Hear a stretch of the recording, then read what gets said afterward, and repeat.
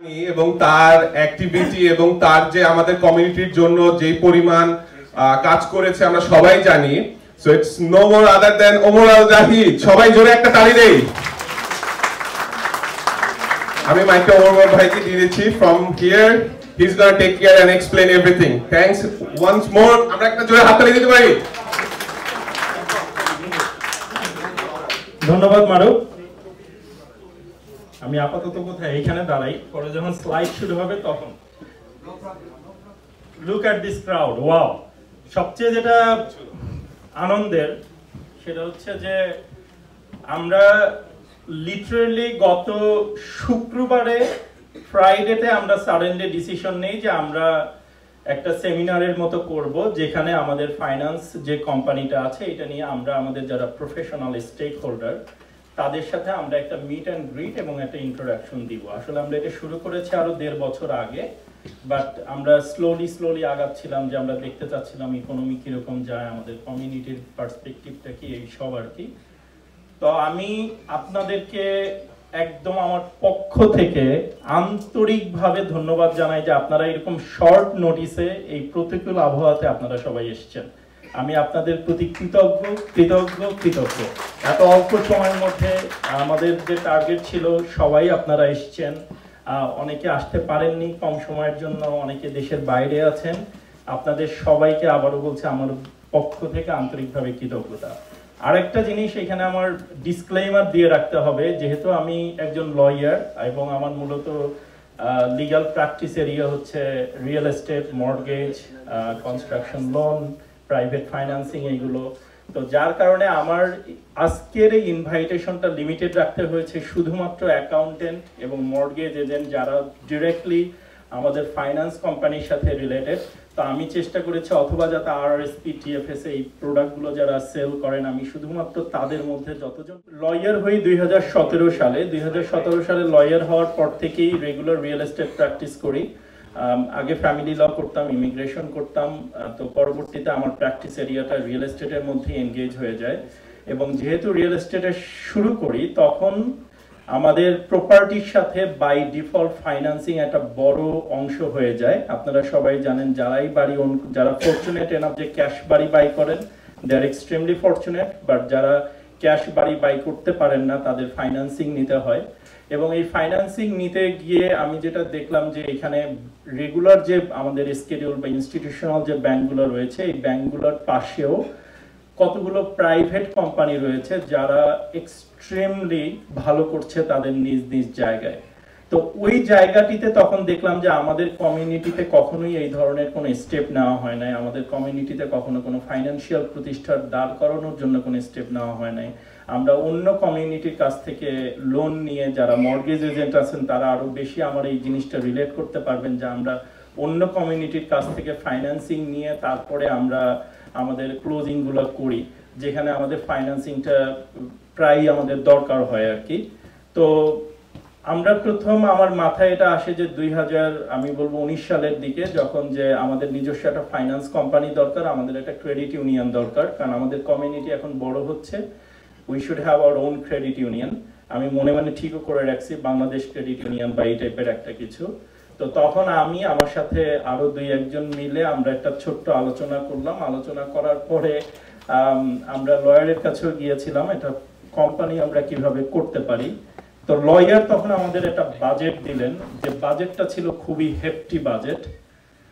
এবং ওই বাজেটের পরে আমাদের নিজেদের মধ্যে একটা ডিসকাশন হলো এরকম, যেটা আমার বলতে এখন দ্বিধা নাই, যে ওমর এই জিনিসটা যে তুমি করতে চাচ্ছ, তুমি 2 দিন হইছো লয়ার হইছো, কে এসে আমাদেরকে ফান্ড দিবে, কেন দিবে, এই ট্রাস্টের জায়গাটা হবে কিভাবে? তুমি আজকে এসেই আমি যদি একটা কোম্পানি খুলে বা একটা ক্রেডিট ইউনিয়ন খুলে সাডেনলি বলি যে আপনারা আসেন আমাদের এখানে আরআরএসপি খোলেন, টিএফএস এ খোলেন, আপনারা আপনাদের ডিপোজিট দেন, এটা কেন দিবে?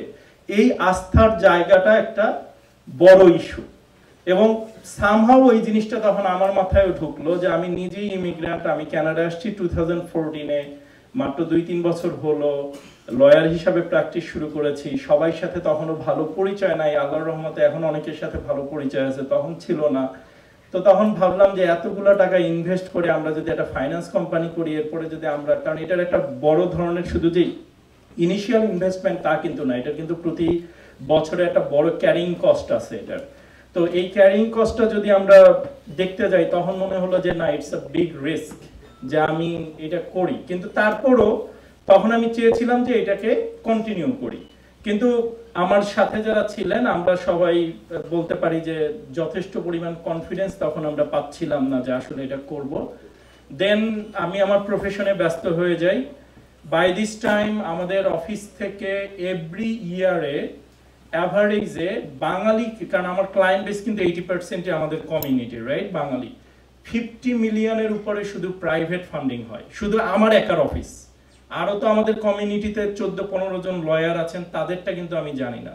শুধু আমার অফিসেই মোর দ্যান 50 মিলিয়ন আমার কমিউনিটির পিপলেরই ফান্ডিং লাগে বিভিন্ন সময় ডিল ক্লোজ করার জন্য।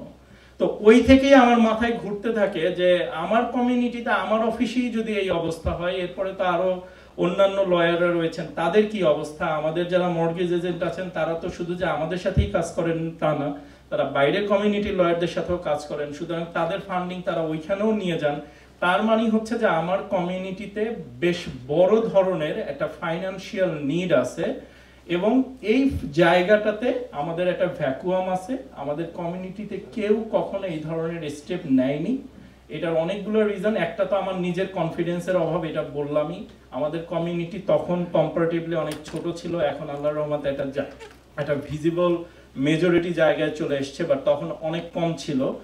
তো এরপরে যখন কোভিডটা শেষ হলো 2022 সাল, এই তখন আমার মাথায় স্লোলি কাজ করলো যে এখন একদম আমরা তলানিতে আছি, আমার মনে হয় এইখান থেকে আমরা একটা ফাইন্যান্স কোম্পানি শুরু করতে পারি। তো এই ফাইন্যান্স কোম্পানি শুরু করার প্রথম যে ধাপটা আমার মাথায় ছিল সেটা হচ্ছে একটা ক্রেডিট ইউনিয়ন করা, একটা বাংলাদেশ ক্রেডিট ইউনিয়ন করা। তো আমরা লাস্ট যে ল ফার্মটা এই অন্টারিও থেকে ক্রেডিট ইউনিয়ন অ্যাপ্রুভাল নিয়ে আসতে পেরেছে, আমরা তাদের কাছে রিচ আউট করলাম। তো প্রথম যেদিন আমি গেলাম তাদের সাথে কথা বলার জন্য, তো আমার এখনো মনে আছে আমার সাথে হ্যান্ডশেক করে বলতেছে where is Omar, because Omar সব কমিউনিকেট করতেছিল যে তারা ওমরের সাথে মিট করবে ক্রেডিট ইউনিয়ন নিয়ে কথা বলার জন্য। তা আমি বললাম যে আই এম ওমর। তো তখন মানে I could see the shock যে you are Omar, you are talking about doing a credit union blah blah blah. তো আমরা ওইখানে প্রায় 3 ঘন্টার একটা কনভারসেশন হলো, ডিটেইলড ডিসকাশন। তো ক্রেডিট ইউনিয়ন করার ক্ষেত্রে সবচেয়ে বড় যেটা বাধা সেটা হচ্ছে যে এটার অ্যাডমিনিস্ট্রেটিভ কস্ট অনেক হাই। আর একটা সমস্যা হচ্ছে যে আপনার একটা বড় অ্যামাউন্টের ফান্ডিং লাগবে। আমরা যদি ধরেন কথার কথা 50 মিলিয়ন বলি, 50 মিলিয়ন শুনতে অনেক বড় লাগে, কিন্তু মর্গেজ পার্সপেক্টিভে কিন্তু 50টা বাড়ির mortgage, it's not a big amount of money. তো ওরা তখন আমাদেরকে অনেক আলোচনার পরে অনেকগুলো ফাইন্যান্সিয়াল ফরম্যাট নিয়ে আমাদের কথা হয়েছে। একটা পর্যায়ে এসে ওরা বললো যে তুমি একটা কাজ করো, তুমি একটা মিক করো। মিক মানে হচ্ছে মর্গেজ ইনভেস্টমেন্ট কর্পোরেশন, ওহাজ মর্গেজ ইনভেস্টমেন্ট কর্পোরেশন, ওইখান থেকেই এসছে। তো মিকের কনসেপ্টটা হচ্ছে, যেটা আমি ডিটেলস এর পরে আস্তে আস্তে যাব। তো মিকের কনসেপ্টটা আসল কথা হচ্ছে মিক আর ক্রেডিট ইউনিয়নের কনসেপ্ট সিমিলার, শুধু ডিফারেন্সটা হচ্ছে যে মিকের টাকাটা অনলি সিকিউরড ওয়েতে ডিস্ট্রিবিউট করা যাবে, আনসিকিউরড ভাবে কোনো টাকা এখানে দেয়া যাবে না। আর সিকিউরডটা হচ্ছে শুধুমাত্র রিয়েল এস্টেট প্রপার্টির মাধ্যমে, সেটা কমার্শিয়াল হোক রেসিডেন্সিয়াল হোক। ব্যাংক আর ক্রেডিট ইউনিয়নের মধ্যে ফান্ডামেন্টাল ডিফারেন্স হচ্ছে, আপনারা সবাই জানেন কারণ you guys are all in this industry, তারপরেও একটু পয়েন্ট আউট করার জন্য, সেটা হচ্ছে যে ব্যাংক নিজে মানি মেক করে, ক্রেডিট ইউনিয়নের কনসেপ্টটা হচ্ছে যে এটা কমিউনিটিতে গিভ ব্যাক করতে হয়। অর্থাৎ কমিউনিটি একটা, আমি যদি বাংলাদেশ ক্রেডিট ইউনিয়ন করি, সেই ক্রেডিট ইউনিয়ন যদি যা প্রফিট করবে অ্যাডমিনিস্ট্রেটিভ কস্ট বাদ দেওয়ার পরে পুরো টাকাটা কিন্তু ওই ক্রেডিট ইউনিয়নের মেম্বারদের কাছে ডিস্ট্রিবিউট করে দিতে হয়। আমাদের মিকের কনসেপ্টও সেম, অর্থাৎ আমরা যাই এখানে বিজনেস করি না কেন পুরোটাই আবার আমার যারা শেয়ার হোল্ডার আছে বা যারা আমাদের ইনভেস্টর আছে তাদের কাছে এটা মানে রিটার্ন করে দিতে হবে। তো ওই জায়গাটা থেকে আমার মাথায় চলে আসলো যে তাইলে তো এটা একটা গ্রেট ইনিশিয়েটিভ, যে not only we are doing business, at the same time আমি আমার কমিউনিটির মানুষজনকে এনগেজ করতে পারছি, যা আমরা প্রফিট করি না কেন, লস করি না কেন, we can share all together, which is a great concept আমার মনে হয় দ্যান ট্র্যাডিশনাল ব্যাংকিং আর কি। তো যেটা বলতেছিলাম যে আমাদের আজকের এই সেমিনারটা আমরা রাখবো খুবই শর্ট অ্যান্ড ভেরি সুইট, কারণ এগুলো খুব বোরিং কনভারসেশন, বাট আমরা চেষ্টা করব খুব অল্প সময়ের মধ্যে আপনাদের সামনে আমাদের যে ফাইন্যান্স কোম্পানিটা আমরা করেছি সেটার ভিশন মিশন এই জিনিসগুলোকে উপস্থাপন করতে, এবং অ্যাট দ্য সেম টাইম আপনাদের আন্তরিক সহযোগিতা লাগবে আমাদের এইটাকে গ্রো করতে। আর তারপরে আমরা প্রশ্নোত্তর পর্বে যাব, দেন আমরা ডিনারে যাব। তো আমরা স্লাইডগুলো শুরু করি। প্রথম হচ্ছে যে আমরা আমাদের ফাইন্যান্স কোম্পানি শুরু করি 2023 সালে। 23 সালে আমরা এটা প্রথম এস্টাবলিশ করি 2023-এর এপ্রিলে, বাট ফর্মাল অপারেশনে আসি জুন জুলাইয়ের দিকে। এটা যখন আসি তখন আমাদের মধ্যে একটা মেজর কনফিউশন ছিল যে মানুষজন কেন আমাদের ফাইন্যান্স কোম্পানিতে টাকা দিবে। তো এই জন্য আমি যেটা প্রথম শুরু করলাম সেটা হচ্ছে যে আমার অফিসে যেহেতু আমার প্রফেশনের জন্য বিভিন্ন মানুষজনের সাথে কথা হয়, তাদের সাথে আসতে যেটাকে আমি বলতে পারেন আপনি সিডিং করা, আমি স্লোলি তাদের সাথে এই জায়গাটা আলোচনা করতে শুরু করি। তো যেটা আমার কাছে ভালো লাগছে যে ম্যাক্সিমাম মানুষজন এটাকে খুব পজিটিভলি নিয়েছেন এবং খুব এনকারেজ করেছেন যে ওমর ভাই এটা খুবই ভালো, আমাদের কমিউনিটিতে এখনো ফাইন্যান্স কোম্পানি নাই বা ক্রেডিট ইউনিয়ন নাই বা এই ধরনের প্রতিষ্ঠান নাই, আমরা যদি এটা শুরু করতে পারি এবং আমরা আপনার পাশে থাকবো, আপনি যখন যেটা লাগে আমাদেরকে বলেন, আমরা আস্তে আস্তে শুরু করবো। তো এরকম করতে করতে করতে করতে আমরা 23 থেকে এখন আমাদের চলে আসছি 25-এ। শুধু আমার অফিসে বসে বসে আমরা টোটাল 3 মিলিয়ন ফান্ড রেজ করেছি। এর মধ্যে গত বছর আমরা অগাস্টের দিকে আরআরএসপি, টিএফএসএ, আরইএসপি এবং আরআরআইএফ এই চারটার আমরা অনুমোদন পাই। আসলে এগুলো আপনাদেরকে বোঝানোর কিছু নাই আরআরএসপি, টিএফএসএ কি, বাট এইগুলোর অনুমোদন পেতে যে পরিমাণ vetting process, it's crazy, but আল্লাহর রহমতে সবকিছু হয়ে গেছে একটা পর্যায়ে এসে আমাদের এগুলো সব ডান।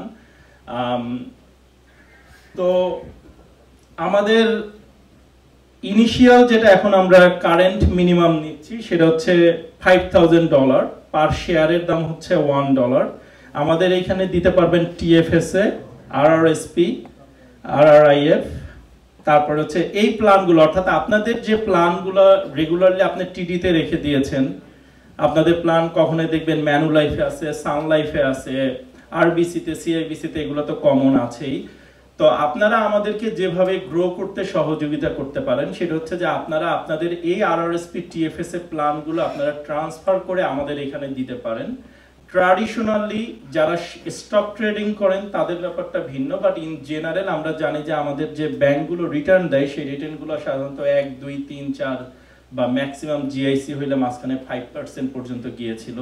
বাট আমাদের যে ফাইন্যান্স কোম্পানি আমরা লাস্ট ইয়ারে দিয়েছিলাম 10.29, এই বছরে আসছে আমাদের 8.61, বাট ট্র্যাডিশনালি আমাদের যতগুলো এই ধরনের মিক বা ফাইন্যান্স কোম্পানি আছে এদের রিটার্ন অ্যারাউন্ড 5 to 8%, যেটা আমাদের ট্র্যাডিশনাল যে ব্যাংকিং গুলো আছে এই ব্যাংকিং যে রিটার্ন তাদের চেয়ে অনেক বেশি লাগে। আর এছাড়া অন্টারিও সিকিউরিটিজ কমিশন। তো জিনিসটা কিভাবে কাজ করে? জিনিসটা কাজ করে হচ্ছে আমরা একটা পুল ফান্ড রেজ করি, এই ফান্ডটা শুধুমাত্র ইনভেস্ট হবে in the real estate sector, either in purchasing real estate অথবা ইন দ্য মর্টগেজ। অর্থাৎ আমরা যদি ধরেন 10 মিলিয়ন ফান্ড রেজ করি তাহলে আমরা ম্যাক্সিমাম 25%, 2.5 মিলিয়ন আমরা ইনভেস্ট করতে পারবো ইন অ্যাকোয়ারিং রিয়েল এস্টেট। অর্থাৎ এখন যদি আমি কথার কথা একটা সময় এসে দাঁড়ায় যে আমার 50 মিলিয়নের একটা পোর্টফোলিও হলো এবং এইটা আমরা নেক্সট স্টেপে যাচ্ছি, তখন আমাদের ওইখানে 25% চলে আসলো কত, 12.5 মিলিয়ন। তা আমরা তখন যেটা করতে পারি যে ধরেন মাল্টি ইউনিট যে বিল্ডিং গুলো আছে, আমরা ধরেন 100 ইউনিটের যদি একটা বিল্ডিং কিনি কথার কথা, বা 50 ইউনিটের যদি একটা বিল্ডিং কিনি, ওই বিল্ডিং কেনার পরে ওইখান থেকে যে রেন্টাল জেনারেশনটা হবে, ইনকাম জেনারেশন, ওই ইনকামটা আমরা পুরোটাই ডিস্ট্রিবিউট করব আমাদের শেয়ার হোল্ডারদের মধ্যে। অ্যাট দ্য সেম টাইম ওই প্রপার্টির ভ্যালু ইনক্রিজ হতে থাকবে, যেটা আমাদের স্টক প্রাইসটাও বাড়াতে থাকবে। তো এটা হচ্ছে আরেকটা কনসেপ্ট। আর বাকি যে 75%, এইটা একমাত্র মার্কেটে আমরা তখনই এই টাকাটা রিলিজ করতে পারবো secured by a real estate property. Mortgage agent, accountant, আপনাদের এই মর্গেজ সম্পর্কে আলাদা বলার কিছু নাই, বাট আমাদের এলটিভি হচ্ছে ম্যাক্সিমাম 75%। ইন আদার ওয়ার্ডস, আমরা আনসিকিউরড কোনো ধরনের কোনো ফান্ড দিতে অ্যালাউড না, কোনো মিক এটা অ্যালাউড না। শুধুমাত্র রেসিডেন্সিয়াল এবং commercial real estate proper vetting করার পরে, অ্যাপ্রেজাল করার পরে, যখন আমরা কনফার্ম হব যে আমাদের মানিটা সিকিউরড, একমাত্র ওইখানেই এই ফান্ডটা ইনভেস্ট করা যাবে। দেন আপনি অন্য কাজে ইউজ করতে পারেন, সেটা ভিন্ন কথা। যারা আমাদের এখানে ইনভেস্টমেন্ট করবেন তাদের জিনিসটা কিভাবে কাজ করবে, অর্থাৎ এরকম একটা সিচুয়েশন মাঝে মাঝে তৈরি হতে পারে যে আপনি আজকে এসে আমাকে $5,000 দিলেন অথবা $500,000 দিলেন, আপনার হয়তো বা আগামীকালকে গিয়ে টাকাটার প্রয়োজন হতে পারে, এরকম একটা বিষয় সামনে চলে আসে। তো আমাদের এইখানে যেটা সবসময় আমাদের টার্গেট থাকে সেটা হচ্ছে যে আজকে যদি আমি ফান্ড পাই, কালকেই আমার এটা ইনভেস্ট করতে হবে। কেন ইনভেস্ট করতে হবে? কারণ এখান থেকে আমার রেভিনিউ জেনারেট করতে হবে, যে রেভিনিউটা আবার আমার ডিভিডেন্ড আকারে আমার শেয়ার হোল্ডারদের মধ্যে বা ইনভেস্টরদের মধ্যে ডিস্ট্রিবিউট করতে হবে। তো এই জন্য আমরা যেটা করেছি, আপনারা আমাদেরকে তখন যারা ইনভেস্টর, যদি আপনাদের ফান্ডের প্রয়োজন হয়, আমাদেরকে একটা মিনিমাম 3 মান্থসের নোটিশ দিতে হবে। তারপরে অ্যাভেইলেবিলিটি সাপেক্ষে আমরা ফান্ড আপনাদেরকে রিডিম করব। কারণ এর মধ্যে যদি নতুন ইনভেস্টমেন্ট আসে, ওইখান থেকেও আমরা ফান্ড রিটার্ন করতে পারি, অথবা যদি কোনো ইনভেস্টমেন্ট রিটার্ন আসে যেগুলো আমরা মার্কেটে অলরেডি প্রোডাক্ট হিসেবে দিয়েছি, সেখান থেকে যদি রিটার্ন আসে সেটাও আমরা তখন রিটার্ন করতে পারবো। আর একটা হচ্ছে যে, এটা তো আগেই বলেছি, আমরা কাদের দ্বারা regulated, govern by income tax act, তারপরে financial services regulatory, Ontario Canada Revenue Agency, Central One Credit Union, Exim Market Dealer QVest, Ontario Securities Commission। এছাড়া প্রতি বছর আমাদের একটা থার্ড পার্টি অডিটরের কাছ থেকে পুরো একটা অডিটেড রিপোর্ট নিতে হয়, যেটা আমাদের এই প্রতিষ্ঠানগুলোর কাছে সাবমিট করতে হয় প্রতি বছর। আমরা আমাদের ইনভেস্টমেন্টটা একটু আগেই বলেছি, মেইনলি হবে হচ্ছে রেসিডেন্সিয়াল, কমার্শিয়াল। এখন পর্যন্ত আমাদের সব ইনভেস্টমেন্টগুলো হচ্ছে জিটি এর মধ্যে, যেখানে হায়ার ডেনসিটি আছে। কারণ কোনো কারণে যদি কোনো বড়োয়ার বা কোনো যারা ফান্ড নিচ্ছেন তারা যদি হাত তুলে দেন, তাহলে আমরা যেন রাইট ওয়েতে প্রপার্টি সেল করে আমরা যাতে আমাদের মানিটা রিয়েলাইজ করতে পারি। কারণ মানি তো পাবলিক মানি কোনোভাবে লস করা যাবে না। তো যার কারণে আমরা চেষ্টা করি সবসময় জিটি এর মধ্যে থাকতে, যেখানে আমাদের মার্কেট ডিমান্ড আছে অলওয়েজ। এবং যেহেতু আমাদের রেশিও 65%, ফার্স্ট মর্গেজ ম্যাক্সিমাম 75%, এবং এটা খুবই শর্ট টার্ম লোন হয়, মেইনলি 1 ইয়ার। তো আমরা তখন চেষ্টা করি যে কোনো কারণে যদি টাকাটা, আমাদের যে ইনভেস্টমেন্ট, সেই ইনভেস্টমেন্টটা যদি আমাদের কাছে রিটার্ন না আসে, আমরা যেন, অথবা কোনো কারণে যদি তারা ডিফল্টেড হন, আমরা যেন তার যেটা আমাদের পাওয়ার অফ সেলের প্রসিডিউর আছে সেটা কমপ্লায়েন্স করে আমরা যেন আমাদের ফান্ডটা রিকুপ করতে পারি কুইকলি।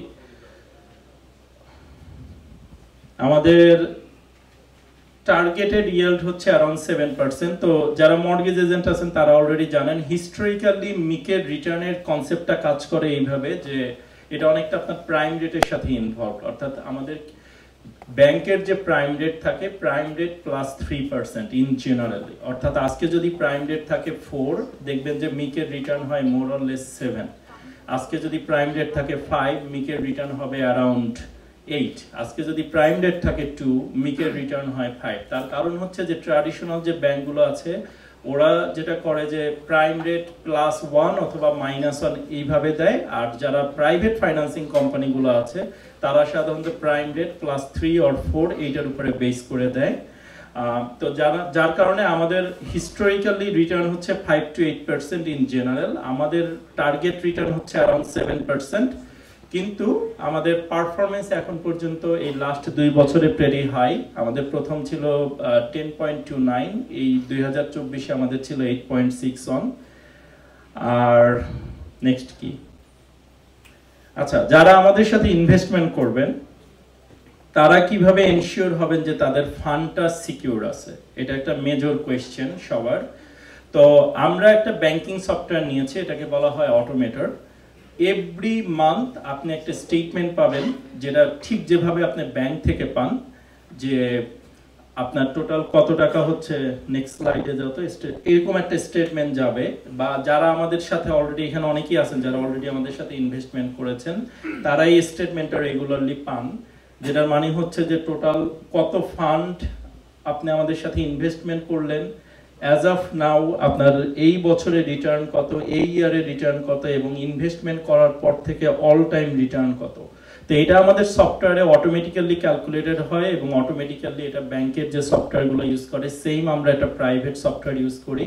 অটোমেটিক্যালি এভরি মান্থ আপনার আরআরএসপি, টিএফএসএ, আপনার ক্যাশ ইনভেস্টমেন্ট, আপনার যদি অন্য কোনো ধরনের ইনভেস্টমেন্ট আমাদের সাথে থাকে, লিরা বা আরআরআইএফ, আপনারা এরকম একটা স্টেটমেন্ট পাবেন ব্যাংকের মতো এক্স্যাক্টলি, যে হাউ ইউ আর পারফর্মিং, আপনার ইনভেস্টমেন্ট কতটা সিকিউর আছে, এটসেট্রা।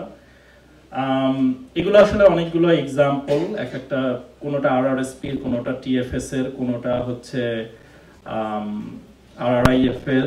আপনাদের এখানে যেটা অপশন থাকবে সেটা হচ্ছে যে আপনারা যে ইনকামটা আছে এটা আপনারা রিইনভেস্ট করতে পারবেন আমাদের সাথে, অথবা ইয়ার এন্ডে আপনারা ডিভিডেন্ড আকারে নিয়ে নিতে পারবেন। Then you can spend it and you can continue with us. আমাদের এখন পর্যন্ত যেটা টার্গেট সেটা হচ্ছে যে এই বছরে আমরা 10 মিলিয়ন ফান্ড রেজ করতে চাই, এটা হচ্ছে আমাদের টার্গেট। এটার কারণ হচ্ছে যে আমরা লাস্ট 3 মাসে শুধু আরআরএসপি, টিএফএসএ থেকে আমরা 1 মিলিয়ন রেজ করছি, যেটা আমাদের খুব কাছের লোকজন যারা, এই একজন এখন হাসতেছেন, উনি সহ কাছের লোকজন যারা, তারাই আমাদেরকে ট্রান্সফার করে দিয়েছেন। এই যে আরেকজন, নাম নিতে পারছি না, যাই হোক, আরেকজনটা আমরা ধরছি, ওনারা শুধু ওনার অ্যাকাউন্টেই আরআরএসপি আছে 300,000, উনিও আমাদের সাথে দিবেন এক সময়।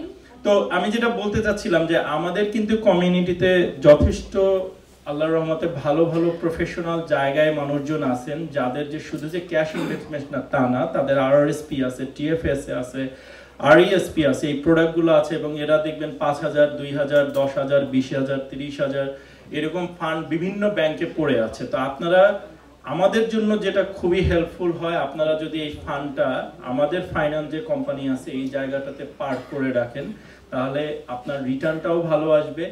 সবচেয়ে যেটা ইম্পর্টেন্ট, আগামী 3 মার্চ এই বছরের জন্য আরআরএসপি, টিএফএস এর লাস্ট ডেট। তা আপনারা যারা অ্যাকাউন্টেন্ট আছেন এবং যারা মর্টগেজ এজেন্ট আছেন, আপনাদের অনেক মানুষজনের সাথে পরিচয় আছে, আপনারা যদি তাদেরকে একটু আমাদের কাছে রেফার করেন, এটা খুবই হেল্পফুল হবে। এবং কোনো কারণে যদি 3 তারিখের পরে ডেডলাইন পাস হয়েও যাও, সমস্যা নেই, আপনাদের যে আরআরএসপি, টিএফএসএ আছে এগুলো কিন্তু আপনারা আমাদের ফাইন্যান্স কোম্পানিতে any time in the year transfer করতে পারবেন। এটার জন্য সব মিলিয়ে হয়তো 2 বা 3 সপ্তাহ সময় লাগে। All we need your SIM card, আর লাগবে হচ্ছে আপনার আইডি একটা, আর লাগবে স্টেটমেন্ট। বাকিটা আমরা ব্যবস্থা করে আমরা ওই ফাইন্যান্স কোম্পানির সাথে যোগাযোগ করে এগুলো ট্রান্সফার করে নিয়ে আসব আমাদের ফাইন্যান্স কোম্পানিতে। যেটা আমি বলতেছিলাম যে আতুর ঘর, আমার জন্ম এই কমিউনিটিতে, আমার বিজনেস এই কমিউনিটিতে, আমার এক্সপ্যানশনও এই কমিউনিটিতে, এবং এই ফাইন্যান্স কোম্পানিও শুরু আমার এই কমিউনিটি থেকে। আল্লাহর রহমতে যারা ইনভেস্টর ম্যাক্সিমামই আমার কমিউনিটির, আপনারা যারা আছেন তারাই। আমার যেটা টার্গেট, ইভেনচুয়ালি আমরা এটাকে মেইন স্ট্রিমে নিয়ে যাব। এটা শুধুমাত্র যে আমাদের কমিউনিটির মধ্যে রাখবো তা না, আমরা এটাকে সব ধরনের স্টেপ, আমরা এটা একটা বড় ইনভেস্টমেন্টেরও ব্যাপার, বাট আমরা সব ধরনের স্টেপ এখানে নিচ্ছি। মার্কেটিং থেকে শুরু করে, পোর্টফোলিও ম্যানেজার থেকে শুরু করে, যারা সেলস রিপ্রেজেন্টেটিভ তাদেরকে হায়ার করা থেকে শুরু করে, আমরা একটা বিগ এক্সপ্যানশনে আমরা যাচ্ছি সামনে। বাট আমাদের জন্য এটা খুবই কনভিনিয়েন্ট হবে, খুবই ভালো হবে যদি আপনারা ইমিডিয়েটলি আমাদেরকে এই গ্রাউন্ড সাপোর্টটা দেন। অর্থাৎ আপনারা যদি আমাদেরকে অ্যাটলিস্ট আমাদের দাঁড়ানোর যেটাকে আমরা বলি যে মাটি বা ভিত্তি, সেই ভিত্তিটা আমার কমিউনিটি থেকে যদি হয়, তাহলে আমাদের জন্য জিনিসটা ফ্লাই করতে আরো ইজি হবে, আরো কনভিনিয়েন্ট হবে। এবং এই জায়গাটায় আপনাদের প্রত্যেকের সিনসিয়ার কোঅপারেশন দরকার।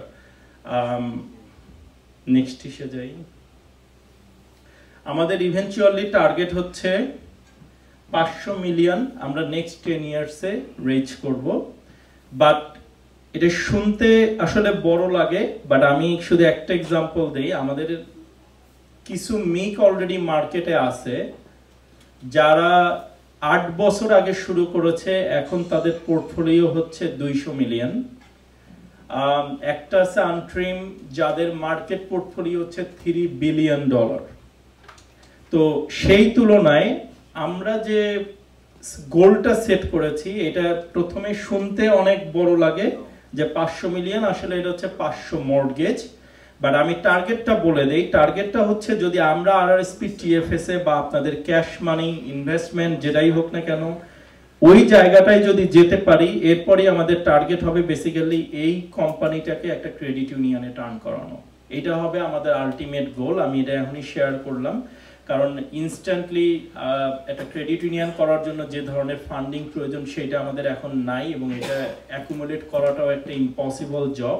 বাট যখন আমাদের এই ফাইন্যান্স কোম্পানিটা ওইরকম একটা জায়গায় দাঁড়াই যাবে যে আমাদের ফাইন্যান্স কোম্পানির নিজস্ব 200-300 মিলিয়নের একটা ফান্ড আছে যেটা আমরা কন্টিনিউয়াসলি ম্যানেজ করছি, তখন কিন্তু আমরা যদি ফিজরার কাছে যাই এবং আমাদের এই পোর্টফোলিও শো করি, তখন আমাদের জন্য ফান্ডিং এর যে ব্যাকআপটা দরকার সেটা দেখাইতে অনেক ইজি হবে। এবং তখন আমরা একটা ক্রেডিট ইউনিয়নের যে স্বপ্নটা আমরা দেখি যে আমাদের কমিউনিটি ডেভেলপমেন্ট গ্রোথের জন্য আমাদের নিজস্ব একটা ক্রেডিট ইউনিয়ন দরকার। কারণ ক্রেডিট ইউনিয়নগুলো কিন্তু সবগুলাই করা হয় অনলি কমিউনিটি বেসড। আপনারা যারা জানেন কমিউনিটি অথবা প্রফেশন বেসড, দেখবেন ফায়ার সার্ভিস ডিপার্টমেন্ট তাদের ক্রেডিট ইউনিয়ন আছে, পুলিশ ইউনিয়নে পুলিশ ফোর্সের ক্রেডিট ইউনিয়ন আছে, ইতালিয়ান ক্রেডিট ইউনিয়ন আছে।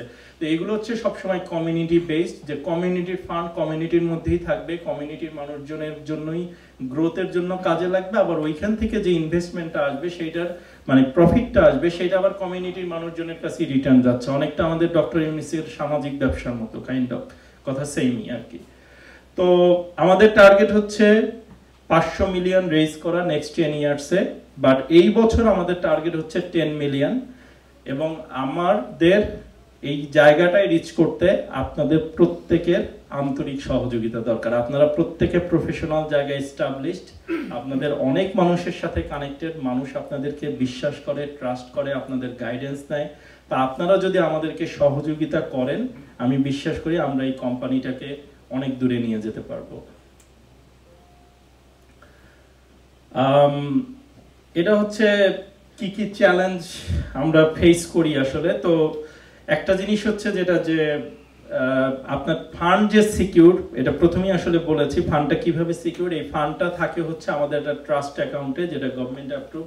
আমাদের মিকের যে ট্রাস্ট অ্যাকাউন্ট সেইখানে টাকাটা থাকবে। এই ফান্ডটা একমাত্র ওইখান থেকে তখনই আউট হবে যখন আমরা কোনো একটা লোন অ্যাপ্রুভ করি, এবং সেই লোনটা অ্যাপ্রুভ করার জন্য আমরা কতগুলো ডিউ ডিলিজেন্স করি। আপনারা যারা মর্টগেজ ইন্ডাস্ট্রি প্রফেশনে আছেন সেটা জানেন, খুব সিম্পল। একটা হচ্ছে অ্যাপ্রেইজাল অফ দ্য প্রপার্টি। আমরা আজ পর্যন্ত যতগুলো প্রপার্টিতে ফান্ডিং করেছি, আমরা শুধুমাত্র যে অ্যাপ্রেইজালের উপরেই নির্ভর করেছি তা না, আমরা ইন পার্সন প্রত্যেকটা প্রপার্টিতে গিয়েছি, দেখেছি এবং ভিতরের অবস্থা দেখেছি, দেখে তারপরে ফাইন্যান্স করেছি। কারণ এটা একটা বিগ দায়িত্ব, এত বড় ফান্ড সিকিউর ওয়েতে ম্যানেজ করা। তো আমরা যে শুধুমাত্র আমাদের যে অ্যাপ্রেজাল আছে সেটার উপরেই যে আমরা রিলাই করি তা না, আমরা নিজেরা গিয়ে চেক করে তারপরে ফান্ড দেই। আমরা প্রত্যেকটা বড়োয়ারের ক্রেডিট স্কোর এগুলো চেক করি। আমরা তাদের এক্সিট প্ল্যান জানতে চাই যে তারা কিভাবে আমাদের ফান্ডটা পে ব্যাক করবে, এবং worst case scenario power of sale, যেটা শুনতে খারাপ লাগে বাট কিছু করার নাই, বাড়ি সেল করে আমাদের টাকাটা রিকুপ করতে হবে। আর কি বাকি আছে? আর হচ্ছে যে নেক্সট স্লাইড কি আছে?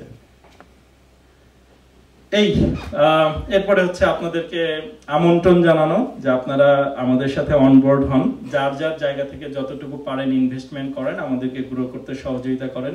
আসলে প্রথম থেকেই বলতেছিলাম এই ধরনের সেমিনারগুলো খুবই বোরিং হয়, এই জন্য আমরা চেষ্টা করেছি খুবই শর্ট অ্যান্ড সুইট রাখতে, আর বাকিটা খাওয়া দাওয়া আর হ্যাং আউট করার জন্য আর ডিনার করার জন্য।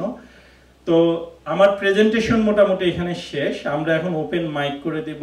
আপনাদের যদি কোনো ধরনের কোনো প্রশ্ন থাকে, এনি কোয়েশ্চেন, প্লিজ আপনারা আমাদেরকে বলবেন, then will take it from দেয়ার।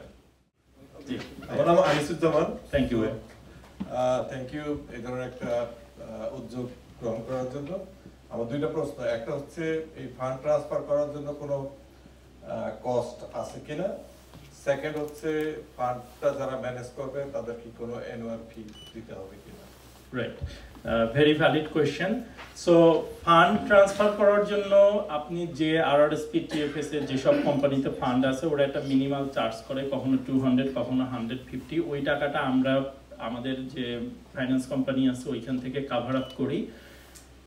আসল জিনিসটাই এখন পর্যন্ত বলা হয় না। So what is my benefit or আমাদের ইন্টারেস্টটা কি এই ফাইন্যান্স কোম্পানির, এটা একটা বড় কোয়েশ্চেন। যেটা ভাইয়া বললেন যে যারা এটা রান করছেন তাদের বেনিফিটটা কি। আমাদের বেনিফিটটা হচ্ছে ঠিক ব্যাংকের মতো, আমরা জাস্ট একটা 2% ম্যানেজমেন্ট ফি চার্জ করি। অর্থাৎ যে কস্ট, যে রেভিনিউ যেটা আসবে সেইখান থেকে আমাদের একটা ম্যানেজমেন্ট ফি যাবে 2%। এই ম্যানেজমেন্ট ফিটা চার্জ করার পরে যে ফান্ডটা থাকবে এটা আমাদের শেয়ার হোল্ডার যারা আছেন তাদের মধ্যে তাদের রেসপেক্টিভ শেয়ার অনুযায়ী এটা ডিস্ট্রিবিউটেড হয়ে যাবে। আমার মনে হয় আপনি আপনার উত্তর পেয়ে গেছেন। Thank you. মাইকটা আসসালামু আলাইকুম, আমার নাম নওশের আলী। আসলে ওমর যেটা বলতেছিল যে ওহাজ শুরু থেকেই ওমর ওকে অনেক স্নেহ করি, অনেক ভালোবাসি, ছোট ভাইয়ের মতো। সে আমার সঙ্গে পরামর্শ করে। তা আমার ছোট একটু ফান্ড আছে, ওটা আমি সাথে সাথে ট্রান্সফার করে দেই। আমি ফাইন্যান্সিয়াল ম্যাটারে আমি রিয়েলি কি বলবো, আমি কিছুই বুঝি না এই ব্যাপারে, আমি ভীষণ অজ্ঞ।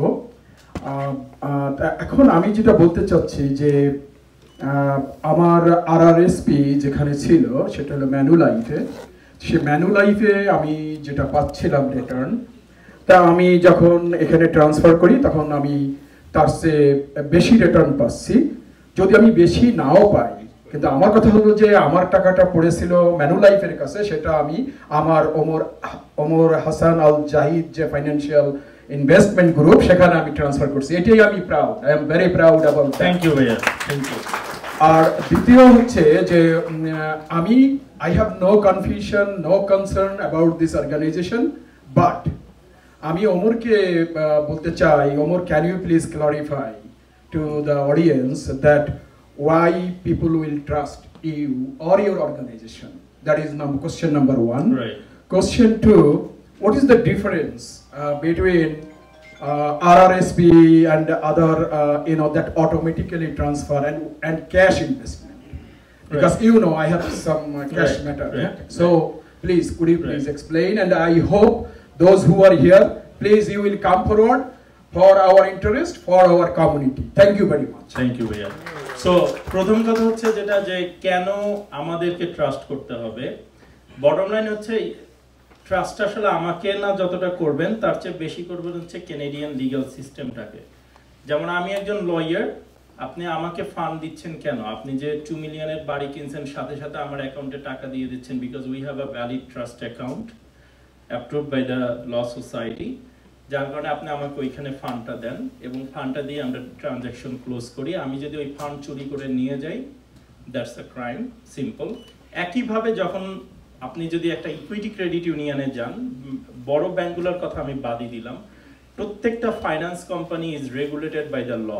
এখন আমি যদি ওই লয়ের ভায়োলেশন করি, এতগুলা আমাদের উপরে যারা Canada revenue agency, Ontario securities commission থেকে শুরু করে যতগুলা কোম্পানি আছে, মানে গভর্নমেন্ট এজেন্সি আছে, ফিজরা, এই ল ভায়োলেট করে আমি কিছু করতে গেলে সেটা তো আমার জন্য ট্রাবল হবে। Simple as that. যারা ম্যানেজমেন্টে থাকবে তাদের জন্যই ট্রাবল হবে। তো যতটা না আপনি আমাদের ট্রাস্টের ব্যাপার, তার চেয়ে বেশি ট্রাস্টের ব্যাপারটা হচ্ছে আমাদের লিগ্যাল সিস্টেম। যে লিগ্যাল সিস্টেমের মাধ্যমে আপনি আজকে মর্টগেজ এজেন্ট হন, লাইসেন্স নেন, মানুষ আপনাকে বিশ্বাস করে, সেম লিগ্যাল সিস্টেম থেকে আমি একটা ফাইন্যান্স কোম্পানির অ্যাপ্রুভাল নিয়ে আসছি, আমি মানুষের কাছ থেকে ফান্ড নিচ্ছি, আমরা এটা ম্যানেজ করছি, আমরা এটাকে সামনে স্বপ্ন দেখছি একটা বড় একটা জায়গায় নিয়ে যাওয়ার। সহজভাবে এর চেয়ে আর আমি কিভাবে উত্তর দেব আমি জানি না।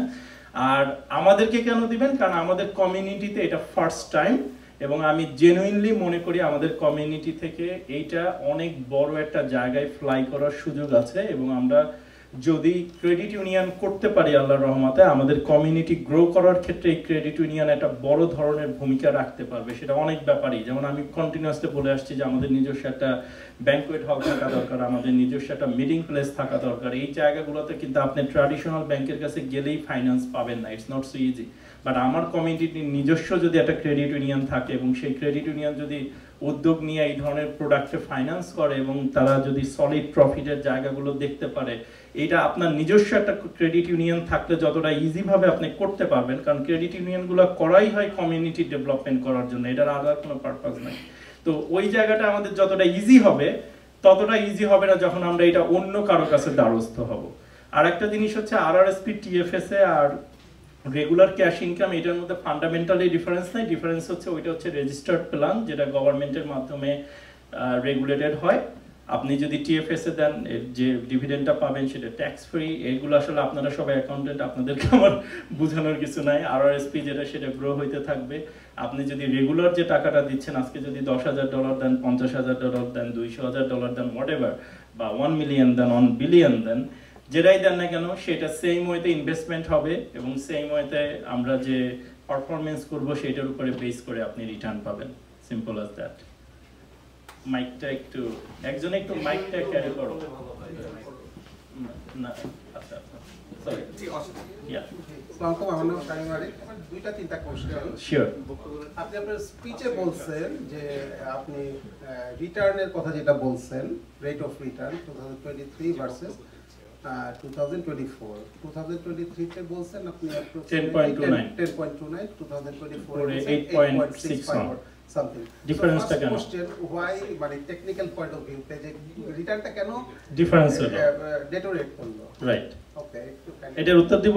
তো এটার উত্তরটা আসলে আমি প্রথমেই দিয়েছি যে আমাদের এই রিটার্নটা মিকের সবসময় ডিপেন্ড করে প্রাইম রেটের উপরে। এটার কারণ হচ্ছে ইটস আ কম্পিটিটিভ মার্কেট। যখন আমরা 2023-এ ছিলাম, আমাদের প্রাইম রেট, ইন্টারেস্ট রেট ছিল অনেক হাই। তো যার কারণে ওই সময়ের বরোয়িং রেটও ছিল হাই। যখনই আপনি 24 এসছেন, গভর্নমেন্ট কন্টিনিউয়াসলি, আমাদের central government prime rate decrease করতেছিল, যার কারণে আমাদের রিটার্ন, আপনি মাঝখানে যে জিআইসি রিটার্ন নর্মালি ছিল 2%, সেই জিআইসি সাডেনলি 5%-এ চলে গেল কেন? This is the reason. কারণ আমাদের ইন্টারেস্ট রেট হাই, তখন বরোয়িং রেটও হাই। আবার সামনে দেখবেন এই জিআইসি রেট আবার ওই 2%-এ রিটার্ন করবে, কারণ গভর্নমেন্ট স্লোলি আমাদের ইন্টারেস্ট রেটটা ডাউন করছে। এখন আমি যদি একটা প্রোডাক্ট মার্কেটে বিক্রি করি, একটা মর্টগেজ প্রোডাক্ট দেই 10%-এ, আরেকজনে যদি দেয় 8%-এ, মানুষ তো আমার কাছ থেকে এটা নিবে না। যে 8% যেখানে যাবে ওইখানেই সে নিবে। সো আমার ওই মার্কেটের যে কম্পিটিটিভ এজ, ওইটা আমার ধরে রাখতে হবে। তার মানে ইন্টারেস্টের একটা মানে ভেরি সেনসিটিভ ফ্যাক্টর এই ক্ষেত্রে, right? Any business interest is a huge sensitive factor, not only here. Second question হচ্ছে, আপনি বলছেন যে রেজিস্টার্ড ইনভেস্টমেন্ট, মানে এটা কি অনলি রেজিস্টার্ড ইনভেস্টমেন্ট অথবা non registered investment? Non registered investment, এই জন্য বললাম ক্যাশ ইনভেস্টমেন্ট। আর রেজিস্টার্ড ইনভেস্টমেন্টে দেখলাম যে আপনি টিএফএস, আরআরএসপি, টিএফএসএ আর হোয়াট অ্যাবাউট দ্য নতুন যেটা হইছে এফএইচএসএ? এফএসএসএ আর লিরা, এগুলো আমরা সামনে নিব, আমরা এখনো নেই নাই। এটার একটা বড় রিজন হচ্ছে সহজভাবে, কারণ আমি আরেকটা জিনিস বলে রাখি, আমি কিন্তু এই ফাইন্যান্স কোম্পানির সাথে সাথে হালাল ফাইন্যান্সের, মানে ওহাজ, হালাল ফাইন্যান্স, মিক, এটারও অনুমোদন নিয়ে সবকিছু করে বসে আছি। যার জন্য ওইটার আমরা ডিক্লেয়ার দিচ্ছি না, কারণ ওইটার জন্য আমরা অনেকগুলো হার্ডেল পার করতেছি। এবং to my knowledge we are the first company ever যারা ওহাজ হালাল ফাইন্যান্সিং নামে একটা কোম্পানি অ্যাপ্রুভাল নিয়ে বসে আছে, বাট কিছু করতেছি না এখনো। এটার রিজন হচ্ছে যে এফএসএইসে যারা ইনভেস্ট করবে সাধারণত, এটার মেইন কারণ হচ্ছে ফার্স্ট টাইম হোম বায়ার। তো উনি আজকে আমাকে ফান্ড দিলেন, 3 দিন পরে এসে সাডেনলি ওনার মনে হলো আমি এটা বাড়ি কিনবো, উনি যদি ফান্ডটা উঠায় নিয়ে যান, তখন আমার জন্য এটা ডিফিকাল্ট হবে, কারণ আমি তো ফান্ডটা আজকে নিয়ে কালকে 1 বছরের জন্য মার্কেটে ইনভেস্ট করতেছি। তো ওই জন্য যেহেতু আমরা এখনো ছোট, আমরা এফএসএইস এর এখনো যেটাকে বলে যে অনুমোদনটা আমরা নেই নাই। বাট আমরা যদি 10 মিলিয়ন বা 15 মিলিয়ন থ্রেশহোল্ডে চলে যাই, তখন এফএসএইস এর লিরা এগুলো প্রত্যেকটাই নিব, কারণ তখন আমাদের লিকুইডিটি থাকবে, তখন আমার মনে হয় এই প্রবলেমটা আমরা ফেস করব না। বাট এফএইচএস এর ক্ষেত্রে তো গভর্নমেন্টের যে রেগুলেশনটা আছে যে প্রতি বছর $8,000 Right. এবং ক্যাপ হচ্ছে Right. 40,000, তার Right. মানে একটা ক্লায়েন্ট আসলে চাইলে সে প্রতি বছর $8,000 করে 5 বছরে এফএইচএস এটা বিল করতে পারে। সো জি। চাইলে মিড টার্মেও ক্লায়েন্টের একটা plan রাইট রাখতে রাইট পারে যে বাট এই জন্য আমরা এটা নিব, সামনে অনুমোদন নিব আমার এটা। লাস্ট কোশ্চেনটা অবশ্য হালাল ইনভেস্টমেন্টে ছিল, যেটা অলরেডি আপনি বলছেন, বাট হালাল ইনভেস্টমেন্টটা কখন থেকে এটা মানে সো আমরা সামনে আরেকটা প্রোডাক্ট নিয়ে হইতে পারে হালাল ইনভেস্টমেন্ট? আমি বলি একটা প্রোডাক্ট আমরা সামনে নিয়ে আসব, এটা প্রবাবলি আগামী অগাস্টের দিকে আসবে। আমরা গতকালকে আমাদের ইএমডি ডেভিড স্মিথ এবং আমাদের যে মিক্লোস ন্যাগি, দে বোথ আর হিয়ার, তাদের সাথে এটা নিয়ে কথা হয়েছিল। হালাল ইনকাম বলতে আমরা যে জায়গাটায় প্রোডাক্টটা নিয়ে আসতে যাচ্ছি সেটা হচ্ছে যে আমরা কিছু প্রপার্টি বাই করব যেগুলো মাল্টি ইউনিট প্রপার্টি, যেগুলো 100 অ্যাপার্টমেন্ট, 200 অ্যাপার্টমেন্ট, 50টা অ্যাপার্টমেন্ট, 300 অ্যাপার্টমেন্ট, কথার কথা এই প্রোডাক্টগুলো, এটাকে বলা হয় rate, real estate investment trust.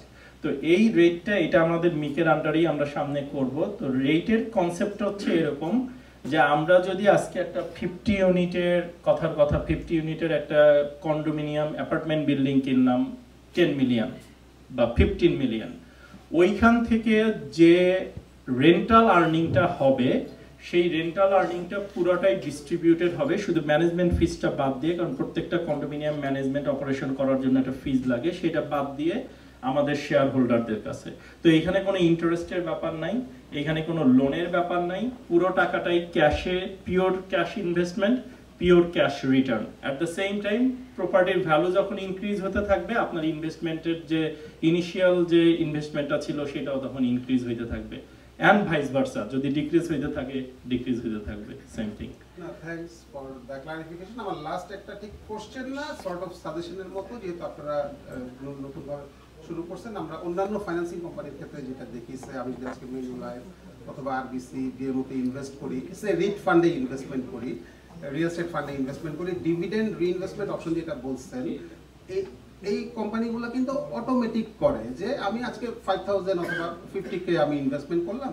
আপনারা যদি এই অপশনটা রাখেন যে ডিভিডেন্ড রিইনভেস্টমেন্ট অপশনটা অটোমেটিক, আমাদেরটাও অটোমেটিক, বাট যেহেতু আমাদের কমিউনিটি নতুন আমরা শুরু করছি, আমরা যেটা করি, আমাদের ধারণা গতকালকে আমরা সবাইকে, আমাদের যতজন ইনভেস্টর আছে এই 3 মিলিয়নে যারা ইনভেস্ট করছে, প্রত্যেকটা আমরা গতকালকে ইমেল শুট করছি যে ইটস আপ টু ইউ, যে আপনি ডিভিডেন্ড কি নিতে চান না রিইনভেস্ট করতে চান।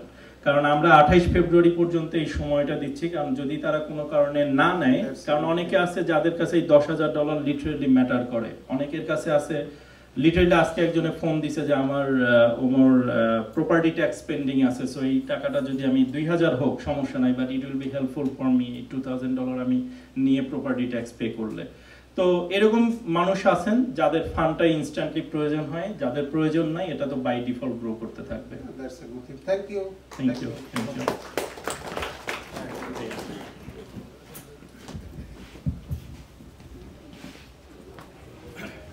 আমি নুরুল ইসলাম বলছি, principal mortgage broker, Prime Pit Mortgage and Finance. প্রথমে আমি first of all thank you very much Umar Al Jahid is arranging this great seminar. It's a learning session and I'm glad to be here, and I can see some other Bangladeshi friends and also other community friends as well, so it's a good opportunity to network them all. তো আমি দুই একটা বিষয় একটু supplement করতে চাই Umar Al Jahid ভাইকে।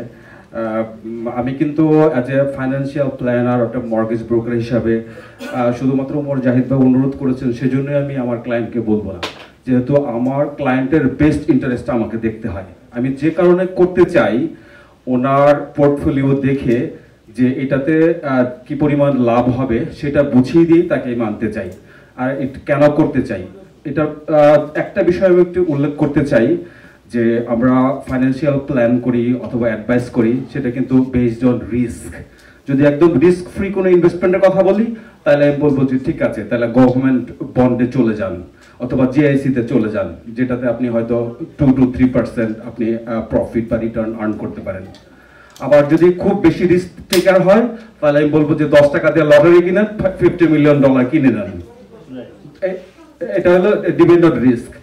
আমরা যেটা দেখলাম যে উহাজ থেকে যেটা মানে রিটার্ন আশা করা যায়, 7 to 10% অথবা 8 to 10%, যেটা আসলে investment point of view it's best option.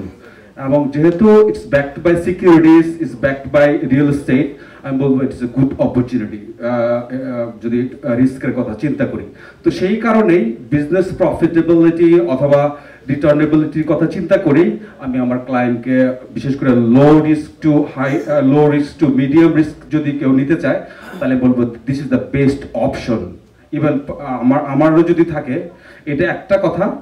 আরেকটা কথা আমি বলতে চাই, অনেকের হয়তো মনে প্রশ্ন জাগতে পারে যে পিআরএসপি অথবা আরআরএসপি অথবা যে রেজিস্টার্ড ফান্ডগুলি আছে কেন এটাতে নিয়ে আসবো, সেটার একটা কারণ আছে।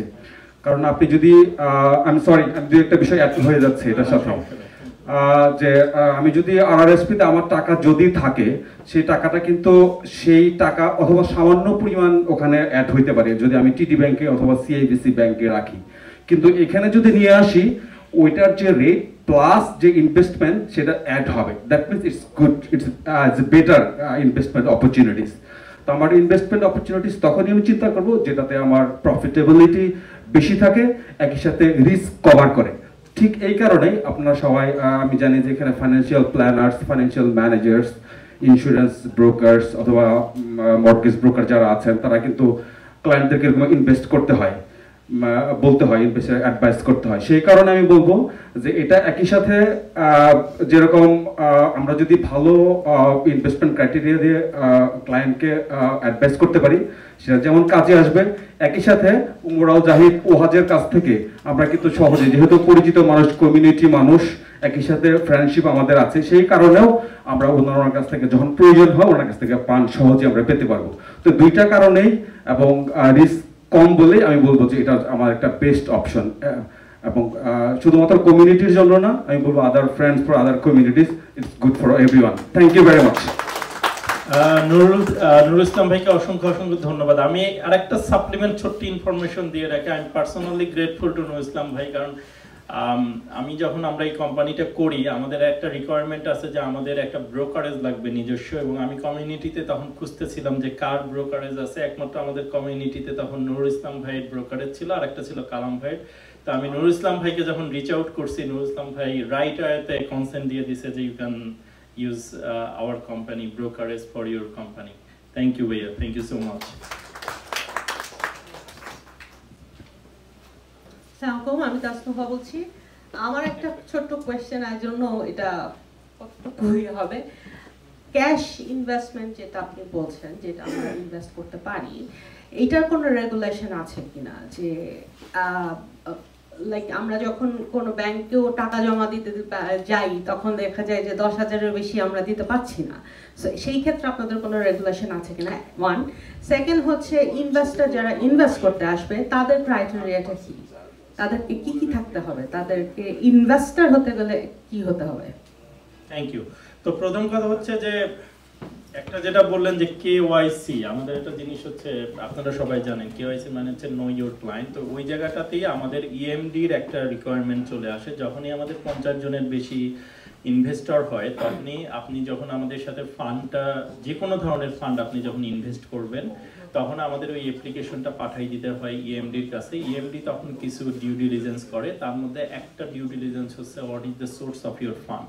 এটা যে কোনো, আমরা কিন্তু ট্র্যাডিশনাল ব্যাংক না, আমরা কিন্তু ডিপোজিটর না। এইখানে কিন্তু একটা ফান্ডামেন্টাল ডিফারেন্স আছে। You are investor with us, share holder with us, you are not a depositor with us. In other word, যে আপনি কিন্তু ব্যাংকের মতো এসে টাকা, আজকে $5,000 আছে ডিপোজিট করে গেলাম, কালকে 2,000 আছে উঠাই নিলাম, জিনিসটা কিন্তু এরকম না। It's an kind of investment. And second যেটা হচ্ছে যে ক্রাইটেরিয়া যেটা, সেটা হচ্ছে যে ওই যেটা একটু আগে বললাম যে আপনি যখনই ইএমডির মাধ্যমে কিনবেন, ইএমডির একটা দায়িত্ব হচ্ছে যে যে মানুষটা আমাদের এখানে ইনভেস্ট করছে সে কি বুঝে শুনে সকল রিস্ক অনুধাবন করে আমাদের সাথে ইনভেস্ট করছে কিনা। তো এটাই হচ্ছে ইএমডির কাজ। তো ওরা যখন যেটা করবে, তখন ইন্ডিভিজুয়ালি যতজন ইনভেস্টর আছে আমরা রাইট ওয়েতে কানেক্ট করাই দিব। ওরা তখন আপনার ওই ডিউ ডিলিজেন্সের পার্টটা শেষ করবে। শেষ করার পরে ওরা যখন আমাদেরকে গ্রিন সিগন্যাল দিবে, only then we are allowed to take the fund. যেটা প্রশ্নটার আরেকটা সাপ্লিমেন্ট আমি করতে পারি যে ওনারা আরেকটা যেটা ওনাদের সাথে সিস্টার অর্গানাইজেশন যেটা আছে ওনাদের আরেকটা ক্রাইটেরিয়া আছে, বিশেষ করে আন্ডার রাইটিং এর জন্য একটা ক্রাইটেরিয়া আছে যে যদি এরকম কেওয়াইসিতে একটা জিনিস অ্যাড হয় যে মিনিমাম 2 বছর 200,000 যদি ইনকাম থাকে তাহলে একটা লিমিট থাকবে, মিনিমাম 300,000 থাকলে একটা মিনিমাম ইনভেস্টমেন্ট ক্রাইটেরিয়া থাকবে, এবং যদি টোটাল অ্যাসেট 1 মিলিয়ন থাকে অথবা 5 মিলিয়ন থাকে এরকম প্রত্যেকটা আলাদা আলাদা মানে ইনভেস্টমেন্ট তার ক্যাপাসিটি থাকবে। ইটস নরমাল যদি সোর্স অফ ইনকাম যদি এরকম হয় সেই জন্য এটাকে বলে অ্যাক্রেডিটেড ইনভেস্টর। রাইট, সেই জন্য ওই অর্গানাইজেশনটা যেটা ওদের সাথে কাজ করছেন ওটা নিয়েছে যারা এরা কেওয়াইসি তে ওনারা এটা মানে কোয়ালিফাই করাবেন বা করবেন। Thank you.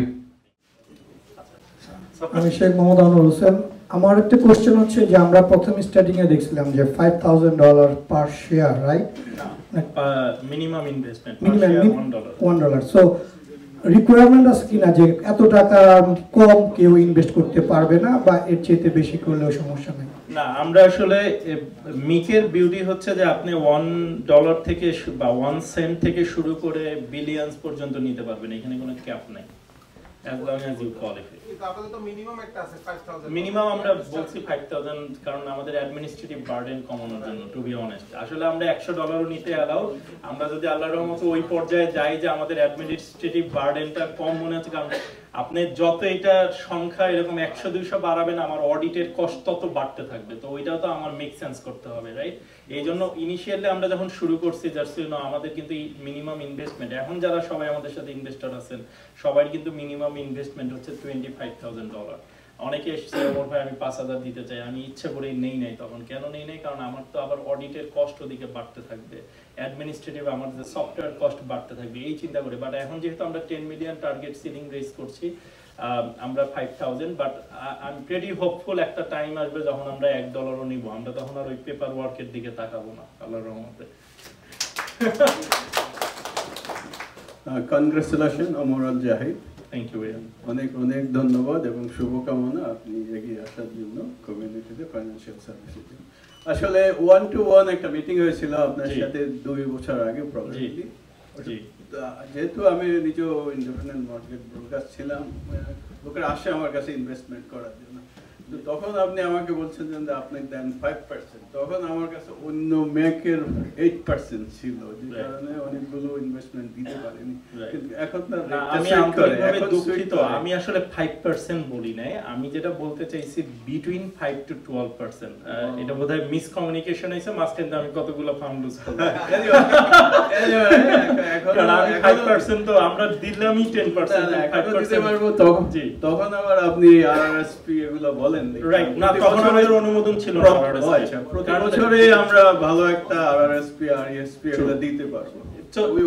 আমাদের আরআরএসপি টিএফএস এর ভেটিং হইতে অনেক সময় নিছে, এটা একটা বড় ইস্যু, কারণ এখানে গভর্নমেন্ট রেজিস্টার্ড ফান্ড, ইট ম্যাটারস। তো যার কারণে আলটিমেটলি হয়ে গেছে, এটাই হচ্ছে খুশির সংবাদ। সামনে আরো হবে এবং আপনাদের এই সহযোগিতা লাগবে দেখি, কারণ 3 তারিখে আমরা সবাই জানি যে আরআরএসপি টিএফএস এর একটা ডেডলাইন। সো এর মধ্যে আপনাদের অনেকেই আসবে যারা আপনাদের বলবে, অথবা ডেডলাইন পাস হয়ে যাওয়ার পরেও অনেকে হয়তো আরআরএসপি কিনে এসে বলবে, আপনারা যদি তাদেরকে তখন রিকমেন্ড করতে পারেন।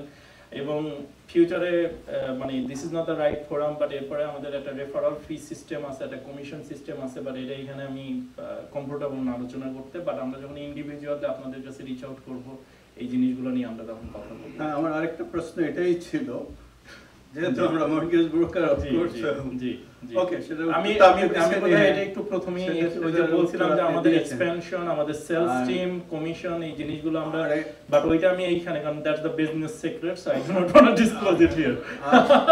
আরেকটা প্রশ্ন হলো, জানি না বলা ঠিক হবে কিনা, তবু যাদেরকে দেবো ওদের স্বার্থে একটু বলতে হবে। যেটা হলো, আমি জানি না আপনাদের আন্ডাররাইটার কে বা কিভাবে আন্ডাররাইট করে, আপনাদের যদি মিসম্যানেজমেন্ট হয় এবং আপনাদের যদি বিজনেস লস হয়, how you will cover to our client? Right, তো এটার দুইটা ওয়ে আছে। একটা ওয়ে হচ্ছে ভেরি লো এলটিভি দেওয়া। আমরা এখন পর্যন্ত যে মার্কেটে ফান্ড দিয়েছি, আমাদের ওভারঅল পোর্টফোলিও ওয়েটেড অ্যাভারেজ হচ্ছে 64%, ইন আদার ওয়ার্ডস বাড়ির দাম যদি হয় 1 মিলিয়ন, ওইখানে আমরা ম্যাক্সিমাম দিয়েছি 640,000। এখন কোনো কারণে কালকে যদি তৃতীয় বিশ্বযুদ্ধ শুরু হয় এবং বাড়ির দাম তখন 500-তে নাইমা আসে, then it's not only risk for me, it's risk for the bank and for everybody. Bank তো দিচ্ছে 80% পর্যন্ত।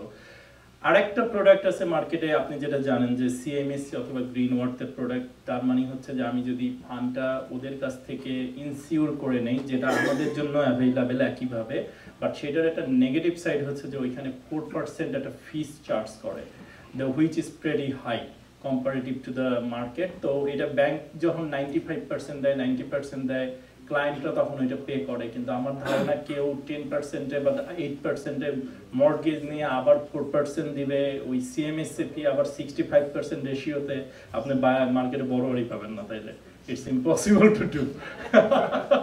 So this is how it works. Okay, thank you and best of luck. Thank you. Accountant Rushu ভাই। আসসালামু আলাইকুম, সবাইকে আসসালামু আলাইকুম। So Omar, আমার কিছু কোশ্চেনস, মানে definitely this is a very, I would say the presentation is very comprehensive, very precise, and I'm just wondering what other hidden skills you are just hiding from us right now. We don't know, right? আমি ভালো আবৃত্তি করতে পারি। Okay, so my points are that, I mean, to run a financial organization is very challenging, right? There are big competitors in the market for you right now. Right. And they're also selling the same product you are trying to sell. True. More importantly, that the diversification that you showed on the slides is basically backed by the real estate and other things, right? They have way more diversified portfolio to mitigate their risk or reduce their risk. So that one piece.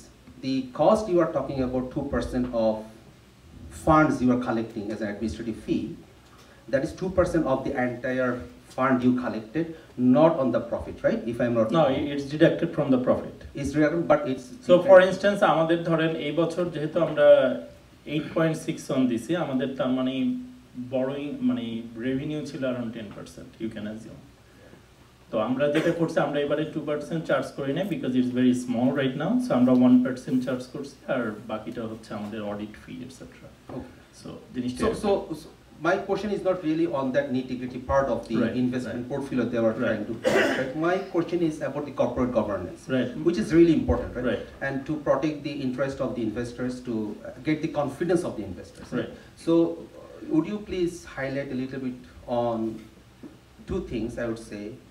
How you gonna sell your product to the prospective clients? Right. Will you have a kind of helpline or financial advisors whom people can go and ask their important questions to get the confidence, to get the elaboration part of any questions they have?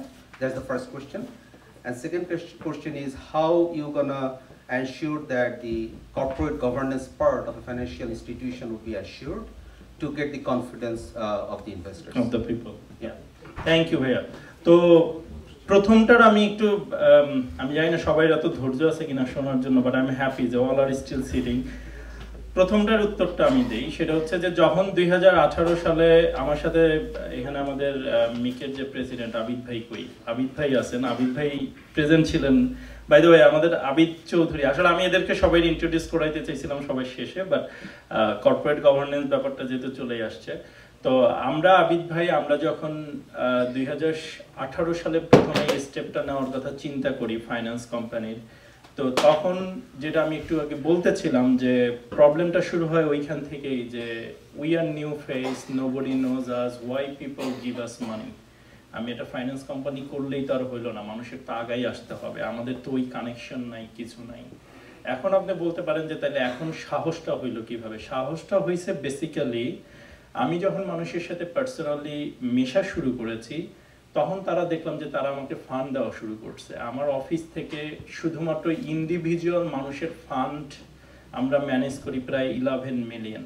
অর্থাৎ ধরেন আপনার 50,000, আর একজনের 200,000, আর একজনের 100,000। যারা mortgage agent আছেন, যারা আমার সাথে কাজ করেন অ্যাক্টিভলি, তারা এটা জানেন অনেকেই। তো ওইখান থেকে সাহসটা আসছে যে ওকে, মানুষ যদি আমাকে ইন্ডিভিজুয়ালি বিশ্বাস করে 11 মিলিয়ন ফান্ড দিতে পারে, তাহলে আমি এটা ফাইন্যান্স কোম্পানি করলে তো এটা আরো বড় জায়গায় আমরা নিয়ে যেতে পারি যদি এটা কোলাবোরেটিভ অ্যাপ্রোচ নেই। এখন যেটা নেই ইন্ডিভিজুয়াল বেস, তখন আমরা নিতে পারবো এটা বড় একটা জায়গায়। তো ওইখান থেকে আস্তে আস্তে সাহসটা তৈরি হয়েছে। সেকেন্ড উত্তরটা আপনার মানে প্রথম আরেকটা উত্তর যে আপনি কিভাবে ক্লায়েন্ট পাবেন, কিভাবে বড়োয়ার পাবেন, কিভাবে আপনার কোনো ডেডিকেটেড টিম থাকবে কিনা, তো এটার উত্তরটা আমি একটু আগেই দিয়েছি যে শুধু আমার অফিস থেকে even in this slow market every year 50 মিলিয়নের ফান্ড রেগুলার প্রয়োজন হয়। That goes only through my office every year in more or less in average. এখানে যারা মর্টগেজ এজেন্ট আছেন কয়েকজন আমার সাথে খুব ক্লোজলি কাজ করেন, they can testify to this যে ওনাদের কি পরিমাণ ফান্ড লাগে আর ওনারা কতবার আমারে ফোন দেন যে ওমর ভাই ফান্ড আছে কিনা। তো আমার একটা পার্সোনাল জিনিস হচ্ছে যে আমরা যদি 50 মিলিয়ন পর্যন্ত রেজ করতে পারি, my office is enough to cover that as of now. তারপরে তো অন্য লয়ারদের পর্যন্ত আমরা যাই নাই, আমরা জয়ন্ত দা, চয়নিকা দি, রাজ্জাক ভাই, মানে আরো যারা লয়ার আছেন, কামরুল ভাই, এদের পর্যন্ত কিন্তু আমরা এখন পর্যন্ত রিচ আউটই করতে পারি নাই। শুধু আমার অফিসের অবস্থাই এইটা। তো আমাদের এখানে একটা হিউজ ক্যাপিটাল রিকোয়ারমেন্ট আছে। এখানে যারা মর্টগেজ এজেন্ট আছেন তারা জানেন যে তারা কি পরিমাণ অন্য ফাইন্যান্স কোম্পানি থেকে ফান্ড নেন। দে ক্যান টেস্টিফাই দ্যাট যে ওনারা এক একজনে অ্যাওয়ার্ড পেয়ে, একজন আমি জানি স্পেন যাচ্ছে because he is one of the maximum high grocer there. Anis ভাই হাসতেছে, হি ইজ দ্য পারসন, কথার কথা। তো এই ফান্ড কিন্তু ওনারা বাইরে থেকে নিচ্ছেন। So why we can not do it by our self? আপনার আমার কমিউনিটির বড়োয়ার হয়েই আপনি ফান্ডটা আর এক জায়গায় দিচ্ছেন, হোয়ারাস আমার কমিউনিটি থেকে আমরা ফান্ড রাইজ করে আমরা যে বড়োইং রেটটা দিচ্ছি সেটা আবার কিন্তু গিভ ব্যাক করতে পারে ultimately to my community people to benefit them. That's one of the thing. Another thing হচ্ছে কর্পোরেট গভর্নেন্স। তো আমাদের এখন পর্যন্ত 5 জন ডিরেক্টর আছেন। একজন আমি নিজে, একজন হচ্ছে mister Abid Chowdhury, he is our president, he is standing there. আমি রিকোয়েস্ট করবো ভাইয়া যদি if you come please inside in the front. Mr. Arif Hussain, where is he? So this is another director. Sean Jaworski, he is not here yet. তো আমরা এখন পর্যন্ত এই 5 জনই আছি কর্পোরেট, যারা আমরা পুরো জিনিসটা অপারেশনটা রান করি। বাট অনেস্টলি বললে ডে টু ডে যে রানিংটা হয় সেটা মেনলি করতে হয় আমার, সেটা করতে হয় আমাদের assistant Umnia, she is here as well, Umnia Hasib. তো ওকে হয়তো অনেকেই চেনেন যারা আমার অফিসের সাথে কাজ করেন তারা। তো আমরা ডে টু অপারেশনটা আমরাই রান করছি আর কি। আর বাকিটা হচ্ছে বেসিক্যালি পুরোটাই অডিটের উপর দিয়ে যায়, কারণ অডিট যারা আসে এরা যে এত ভিগোরাস। আমাদের ফার্স্ট অডিটে আমরা যে পরিমাণ হার্ড টাইম খাইছি, আনবিলিভেবল হার্ড টাইম খাইছি। বাট এবারে আল্লাহর রহমতে ওইটা আর নাই, কারণ আমরা ফার্স্ট টাইম শিখে গেছি। সো মোটামুটি ওই জিনিসটা আমরা কমপ্লিটলি ম্যানেজ করে। কিন্তু আর একটা জিনিস ভাইয়া বললেন যে ওমর মিসম্যানেজমেন্ট হবে কিনা, তো এটার জন্য আমরা বললাম যে আমরা যে শুধুমাত্র অ্যাপ্রিজাল নেই তা না, আমরা কিন্তু প্রপার্টি গিয়ে, যেহেতু আমি ইন্ডাস্ট্রির মধ্যে একজন, আই নো যে কেমন এখানে একটু ফাউল প্লে চাইলেও করা যায়। সো এই জন্য আমরা নিজেরা গিয়ে প্রত্যেকটা বাড়ি দেখে, মানুষ দেখে দেন আমরা ইনভেস্টমেন্টটা করি। আর আরেকটা জিনিস হচ্ছে যে আমরা সামনে এক্সপ্যানশন করার জন্য আমরা CRM, dedicated customer representative, sales force, এই জিনিসগুলো আমরা সামনে নিয়ে আসতেছি। এগুলো আমরা সামনে আস্তে আস্তে সবার সাথেই পরিচয় হবে, কারণ আমরা সবার কাছে রিচ আউট করবো এই ব্যাপারগুলো নিয়ে আর কি। But this is another guy, mister Maruf, যে আমাদের সেলসে এবং আমাদের এই অ্যাডমিনিস্ট্রেটিভ জায়গাগুলোতে হেল্প করছে এবং করবে আল্লাহর রহমতে। আর কারো কোনো কোশ্চেন? আসসালামু আলাইকুম, আমার নাম হাসান রহমান, আমি মর্গেজ এজেন্ট, প্যাগাসাসের সাথে কাজ করি। তো ওমর, এই যে ইনভেস্টমেন্ট, আমি যতদূর জানি, I am not clear now, যে ফান্ড শুধুমাত্র একমাত্র মিকেই সম্ভবত রিয়েল এস্টেট পারপাসে ফরেন ইনভেস্টমেন্ট আসতে পারে, অন্য জায়গায় তো ফরেন ইনভেস্টমেন্ট রিয়েল এস্টেটে যায় না। তো এটা একটু ক্লারিফাই। না, আমরা রিয়েল এস্টেটের বাইরে আমাদের যাওয়ার কোনো ম্যান্ডেটও নাই, সুযোগও নাই। এটা কারণ we are not regular bank or financial institution like. But the investment can come, মানে ফরেন ইনভেস্টমেন্ট আসতে পারে, any investment from anywhere. So that's what I want to know, যে ফান্ড আসতে পারে, বাট সেটা কোথায় যাবে সেটা তো, but that will have to be through our EMD, right? মানে what is the process, can you explain that? মানে এটা হচ্ছে কি যে, হ্যাঁ, মানে জিনিসটা হচ্ছে যে মেইন কাজ হচ্ছে EMD, যেটা একটু আগেই বললাম, যে তুমি যে ফান্ডটা আমাদেরকে দিচ্ছ তুমি বুঝতেছো কিনা, তুমি এখানে ইনভেস্টমেন্ট করছো, এখানে তোমার রিস্ক অ্যাসেসমেন্ট কি এবং এট দ্য সেম টাইম তোমার ফান্ডের সোর্স কি। মেইনলি এটাই হচ্ছে তার কাজ আর কি, ভেরিফাই করা। অর্থাৎ শুধু যে আমি এটা বোগাস বুঝাইয়া কিছু একটা করব তা না, তারও একটা দায়িত্ব আছে আপনাকে বুঝাইয়া বলা যে this is what you are doing, do you understand this. Okay, thank you. ধন্যবাদ ওমর জাহিদ। আমি প্রণবেশ পোদ্দার। আমি এই ইন্ডাস্ট্রিতে 2000 সাল থেকে যুক্ত। আমি এ পর্যন্ত অনেক আরএসপি আরএসপি এই প্রোডাক্ট দিয়ে আমার এখানে কর্মজীবন শুরু। সুতরাং আমি মনে করি যে আমরা এই পর্যন্ত বহু ফিনান্সিয়াল ইনস্টিটিউশনের সাথে যুক্ত হয়ে এই ধরনের সার্ভিসগুলো প্রোভাইড করতে পেরেছি আমাদের কমিউনিটির মধ্যে। মোস্টলি যেটা আমরা 80% আমাদের যারা ক্লায়েন্ট তারা বাঙালি। আমরা এই আরএসপি আরএসপি এই যে প্রোগ্রামগুলো, যেহেতু ওমর এই ওহাজ প্রোগ্রামের মাধ্যমে আমরা আমাদের ক্লায়েন্টকে সেবা দিতে পারবো, এটা আমি অত্যন্ত আনন্দিত যে আমরা শিকড়ের কাছে ফিরে গেলাম, যাওয়ার সুযোগ পেয়েছি। যে অর্গানাইজেশনের সাথে বাংলাদেশ শব্দটি যুক্ত থাকবে সেই জন্য আমি খুব গর্বিত। আমার আশা করি আমি আগামীতে আমার ক্লায়েন্টকে যাদের আমরা আরএসপি স্পেশালি করেছি এবং এই ওহাজ প্রোগ্রামের সাথে যুক্ত হয়ে আমি এই ওহাজ কর্মসূচিকে সাফল্যমণ্ডিত করতে পারবো, এটা আমি খুব দৃঢ়ভাবে বিশ্বাস করি। এবং আমি স্বপ্ন দেখি একটা সুন্দর ওহাজের অফিস হবে, সেই একটা সুন্দর সার্ভিস প্রোভাইড করা হবে ওখান থেকে। সেই স্বপ্ন আমি দেখি যে ওহাজের অফিসে সুন্দর ম্যানেজমেন্টের মাধ্যমে আমরা যে স্বপ্ন দেখি অন্য বিভিন্ন ফিনান্সিয়াল ইনস্টিটিউটে যে ধরনের সেবা আমাদের ক্লায়েন্টকে দেওয়ার সুযোগ পাই, সেই সুযোগটা এবং সেই স্বপ্নটা আমি দেখতে চাই খুব অদূর ভবিষ্যতে ওহাজের একটা সুন্দর অফিসের মাধ্যমে, ম্যানেজমেন্টের মাধ্যমে আমার সেবা করতে হবে। ধন্যবাদ সবাইকে আবারও। দাদা আপনাকে অসংখ্য অসংখ্য ধন্যবাদ। এই অফিস ম্যানেজমেন্ট, আমি একটা ছোট্ট ইনফরমেশন দিয়ে রাখি। আমি এই ওহাজ ইনভেস্টমেন্ট নিয়ে এতটাই এক্সাইটেড যে আমি অনেক আগেই একটা প্রপার্টি কিনে রাখছি আমাদের চয়নিকাদির আশেপাশেই, জাস্ট ডেডিকেটেডলি এটার অফিস করার জন্য। শুধু তাই না, কিনে রাখছি যে শুধু তাই না, সেইখানে আমরা $150,000 খরচ করে পুরো অফিস স্পেস বানিয়ে লাস্ট 1.5 বছর ফাঁকা রেখে দিছি। We didn't even rent it out just for this. মানে এই পরিমাণ ডেডিকেশন আমার।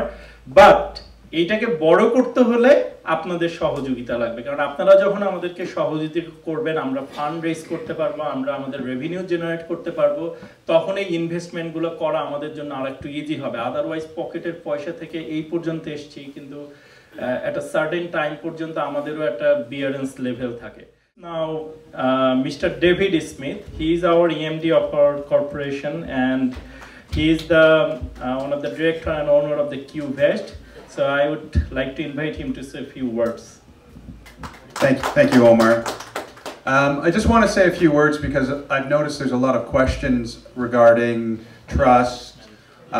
How do we know OHAZ is doing what they say they're doing? So our dealership has two main roles in this process.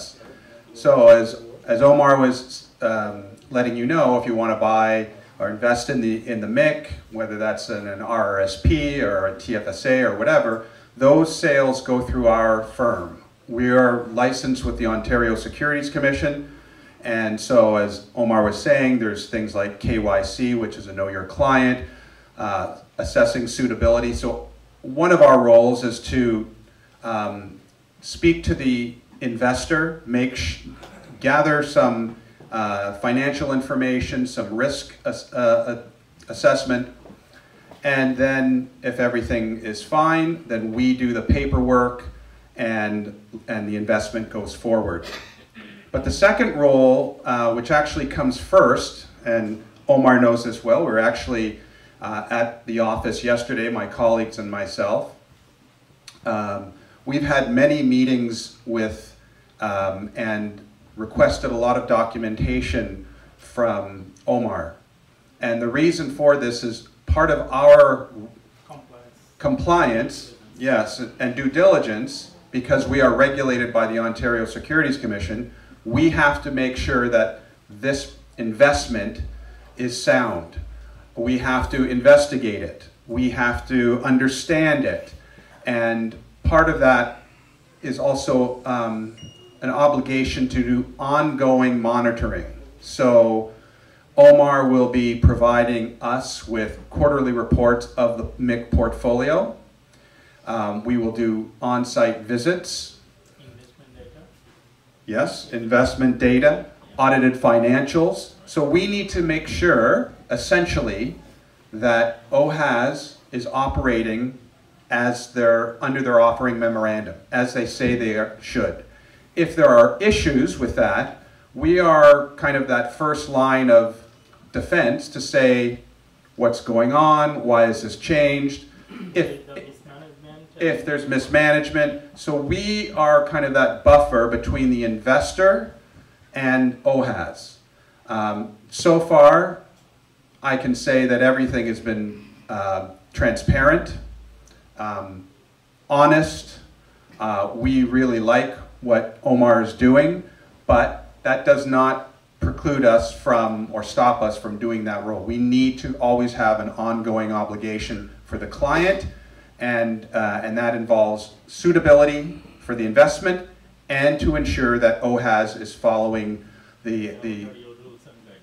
exactly. So just to give you a little, there's more ongoing oversight, just to give you a little more comfort, and it's our job. We can get in trouble, meaning my firm, if we don't do these things.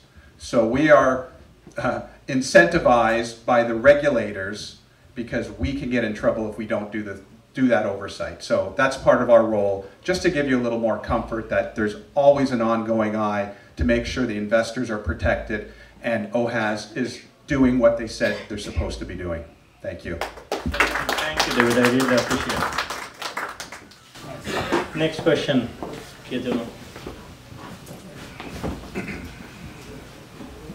Any more question? Yeah, so আমি মেহেদি mortgage agent.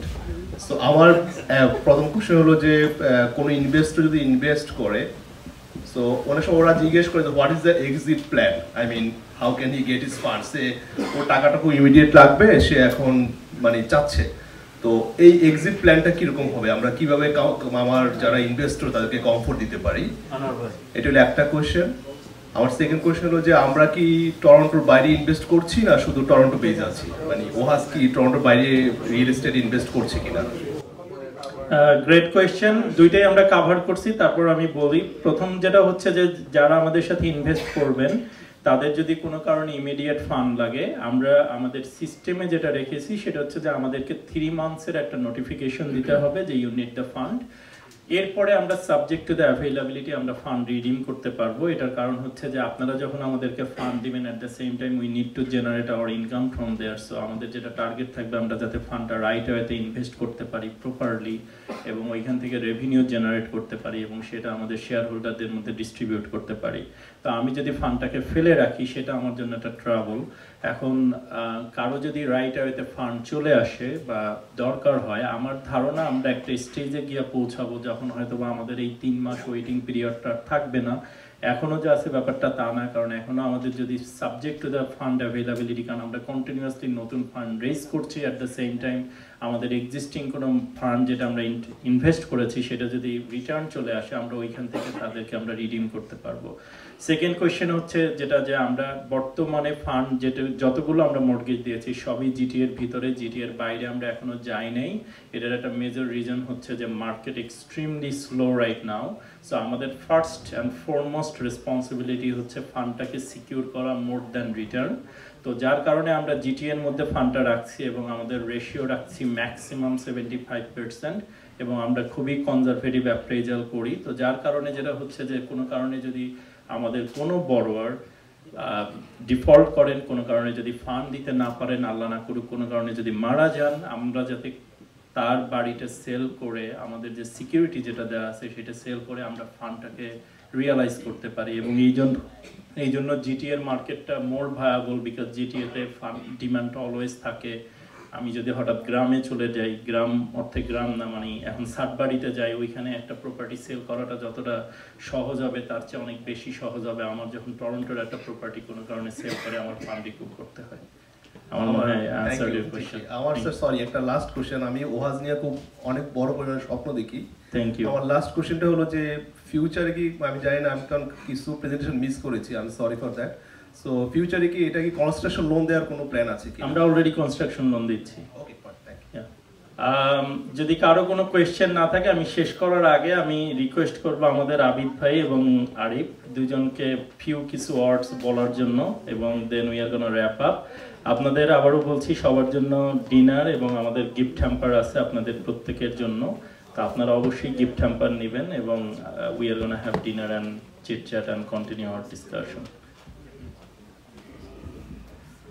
আসসালামু আলাইকুম সবাইকে, আমার নাম Abid Chowdhury. By profession ও যেমন lawyer, আমি একজন শিপের ক্যাপ্টেন ছিলাম, কিন্তু কানাডা আসার পরে অনেক কিছু করার মধ্যে একটা কাজ আমিও করেছি 9 বছর ধরে। I was a mortgage broker, so I have little knowledge about financial background as well. তো আমি 2018 থেকে একসঙ্গে আমরা এটা নিয়ে আলোচনা করছি, এবং যখন ফাইনাল স্টেজে আসলো তখন ওমর আর আমি একদিন বসে even we decided who will be the directors and then we went ahead. So there is a great prospect, এবং inshallah this will go ahead. It will just initially আমরা টাইমটা পার হয়ে এসেছি, এবং I can see only bright future ahead. সবাইকে আসার জন্য অনেক ধন্যবাদ। Thank you. আমি আরিফকে তো পরিচয় করাই দেওয়ার কিছু নাই, we all know him, the only criminal on our community. So mister Arif Hossain. Thank you Omar. হ্যাঁ ভাই, এটা বইটাই করলো, আলটিমেটলি আমাকে ক্রিমিনালি বানাই ফেললো। For everybody else, my Bengali isn't that great. I'll speak in English. Bengali is broken, but all of you speak very well, especially my best friend Omar. No surprise there. But I'm comfortable speaking in English, and I want to say a few words in English, so I think that's appropriate. One thing that law is a recent thing for me. I recently became a lawyer, recent as in 8 years, but originally actually I'm a literature student, and I always find a value in words. And some of the words, as this evening's program is happening, listening to Omar, thinking about what to say today, one phrase that I really like is, past performance will indicate future behavior. And I know a lot of you here, you're in real estate, law, business, different careers, accounting, mortgage. And what I want to say is I'm biased, so take everything I say with a grain of salt. But from what I have seen, and perhaps better than me, but those of you, clients, mortgage brokers, realtors, other lawyers that have dealt with Omar in a professional capacity, or you've dealt with OZLPC, Omar Zahid Law Professional Corporation, I think the first English word that would come, the only one, is success. He's been a success story. He started out as an international student here, and it's been nothing less than short of, I'd say, a miracle. How hard he has worked, how well he has supported all of you.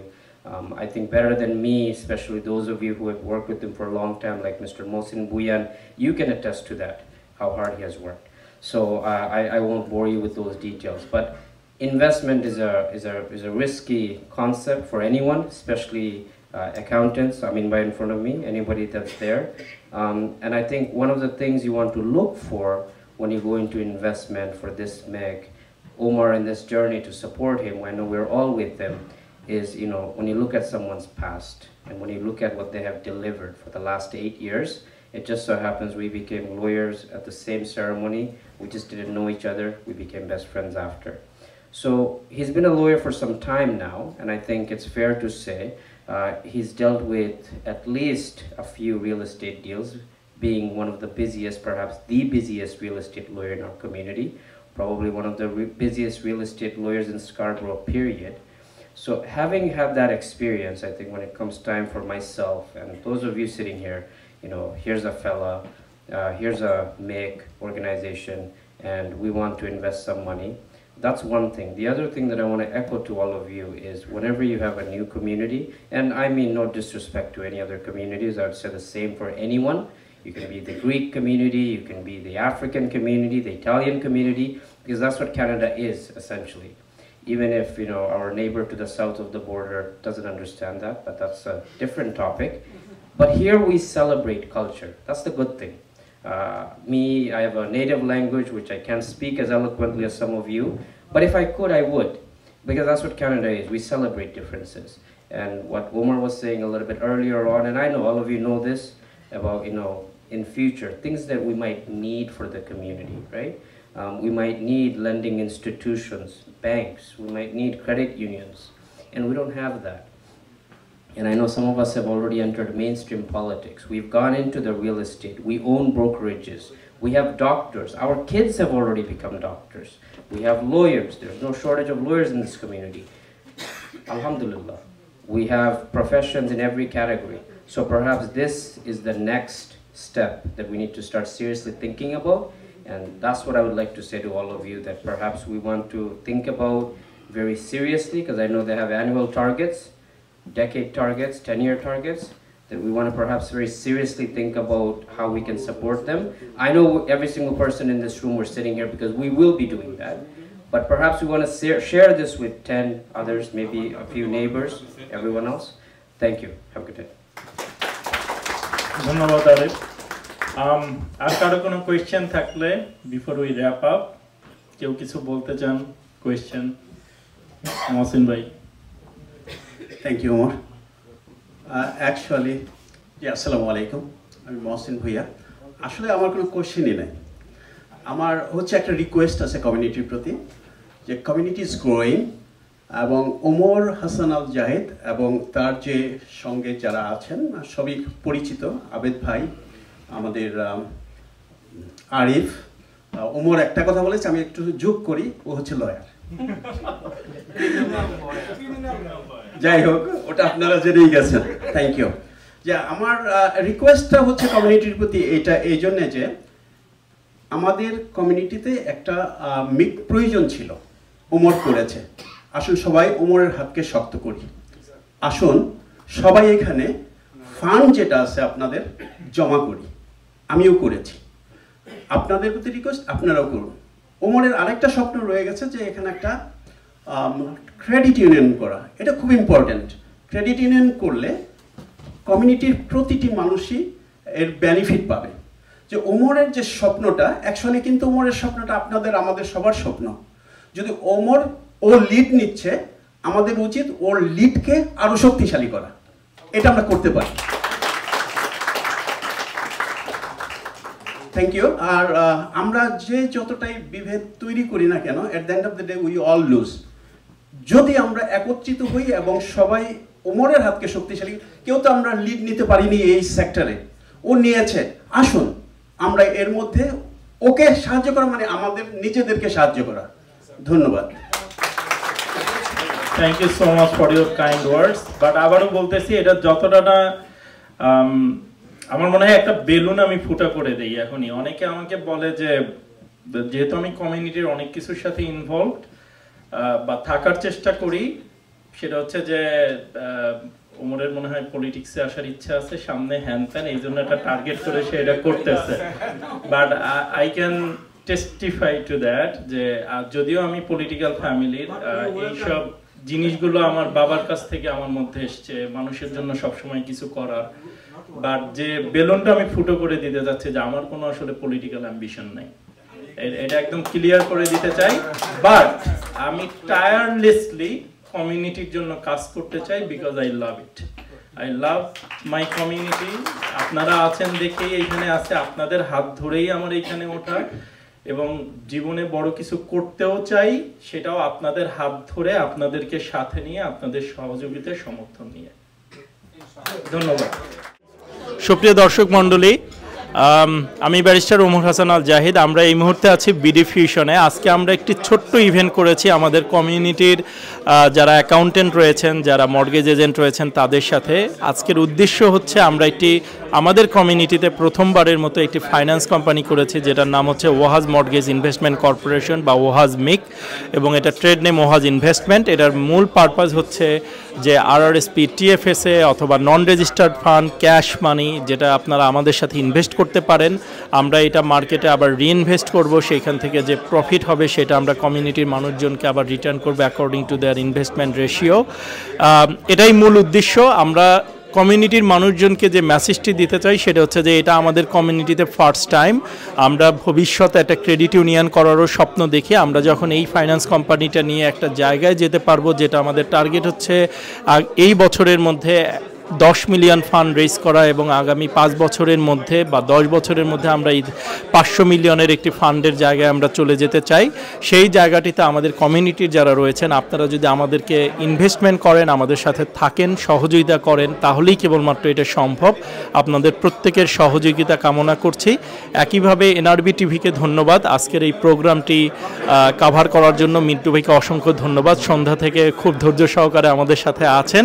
এবং সর্বশেষ যেটা না বললেই না, আমি আন্তরিকভাবে দুঃখিত যে আমার ইচ্ছা থাকা সত্ত্বেও আমি অনেক মানুষজনকে বলতে পারিনি, অনেক রিয়েলটর বলতে পারিনি। এটার কারণ হচ্ছে যে আমরা আজকের এই প্রোগ্রামটা শুধুমাত্র যারা অ্যাকাউন্টেন্ট রয়েছেন, যেহেতু আমাদের 3 মার্চ আমাদের একটা আরআরএসপি টিএফএসের ডেডলাইন রয়েছে, এবং অ্যাকাউন্টেন্টরা যেহেতু এটার সাথে ডিরেক্টলি ইনভলভ, এবং যারা মর্গেজ এজেন্ট আছেন, ইন্স্যুরেন্স এজেন্ট, আরআরএসপি এজেন্ট, তাদের সাথে আমাদের একটা আইস ব্রেকিং যে আমাদের এরকম একটা ফাইন্যান্স কোম্পানি রয়েছে। আপনারা বিভিন্ন ব্যাংককে রিকমেন্ড করেন, অন্যান্য ফাইন্যান্স কোম্পানিকে আপনারা রিকমেন্ড করেন। এখন আমাদের নিজস্ব কমিউনিটির একটা ফাইন্যান্স কোম্পানি আছে যেখানে আপনি আপনার ক্লায়েন্টদেরকে রিকমেন্ড করতে পারেন, এবং আমরা আমাদের কোম্পানিটাকে গ্রো করতে পারি। একইভাবে মিউচুয়ালি কমিউনিটি বেনিফিটেড হতে পারে।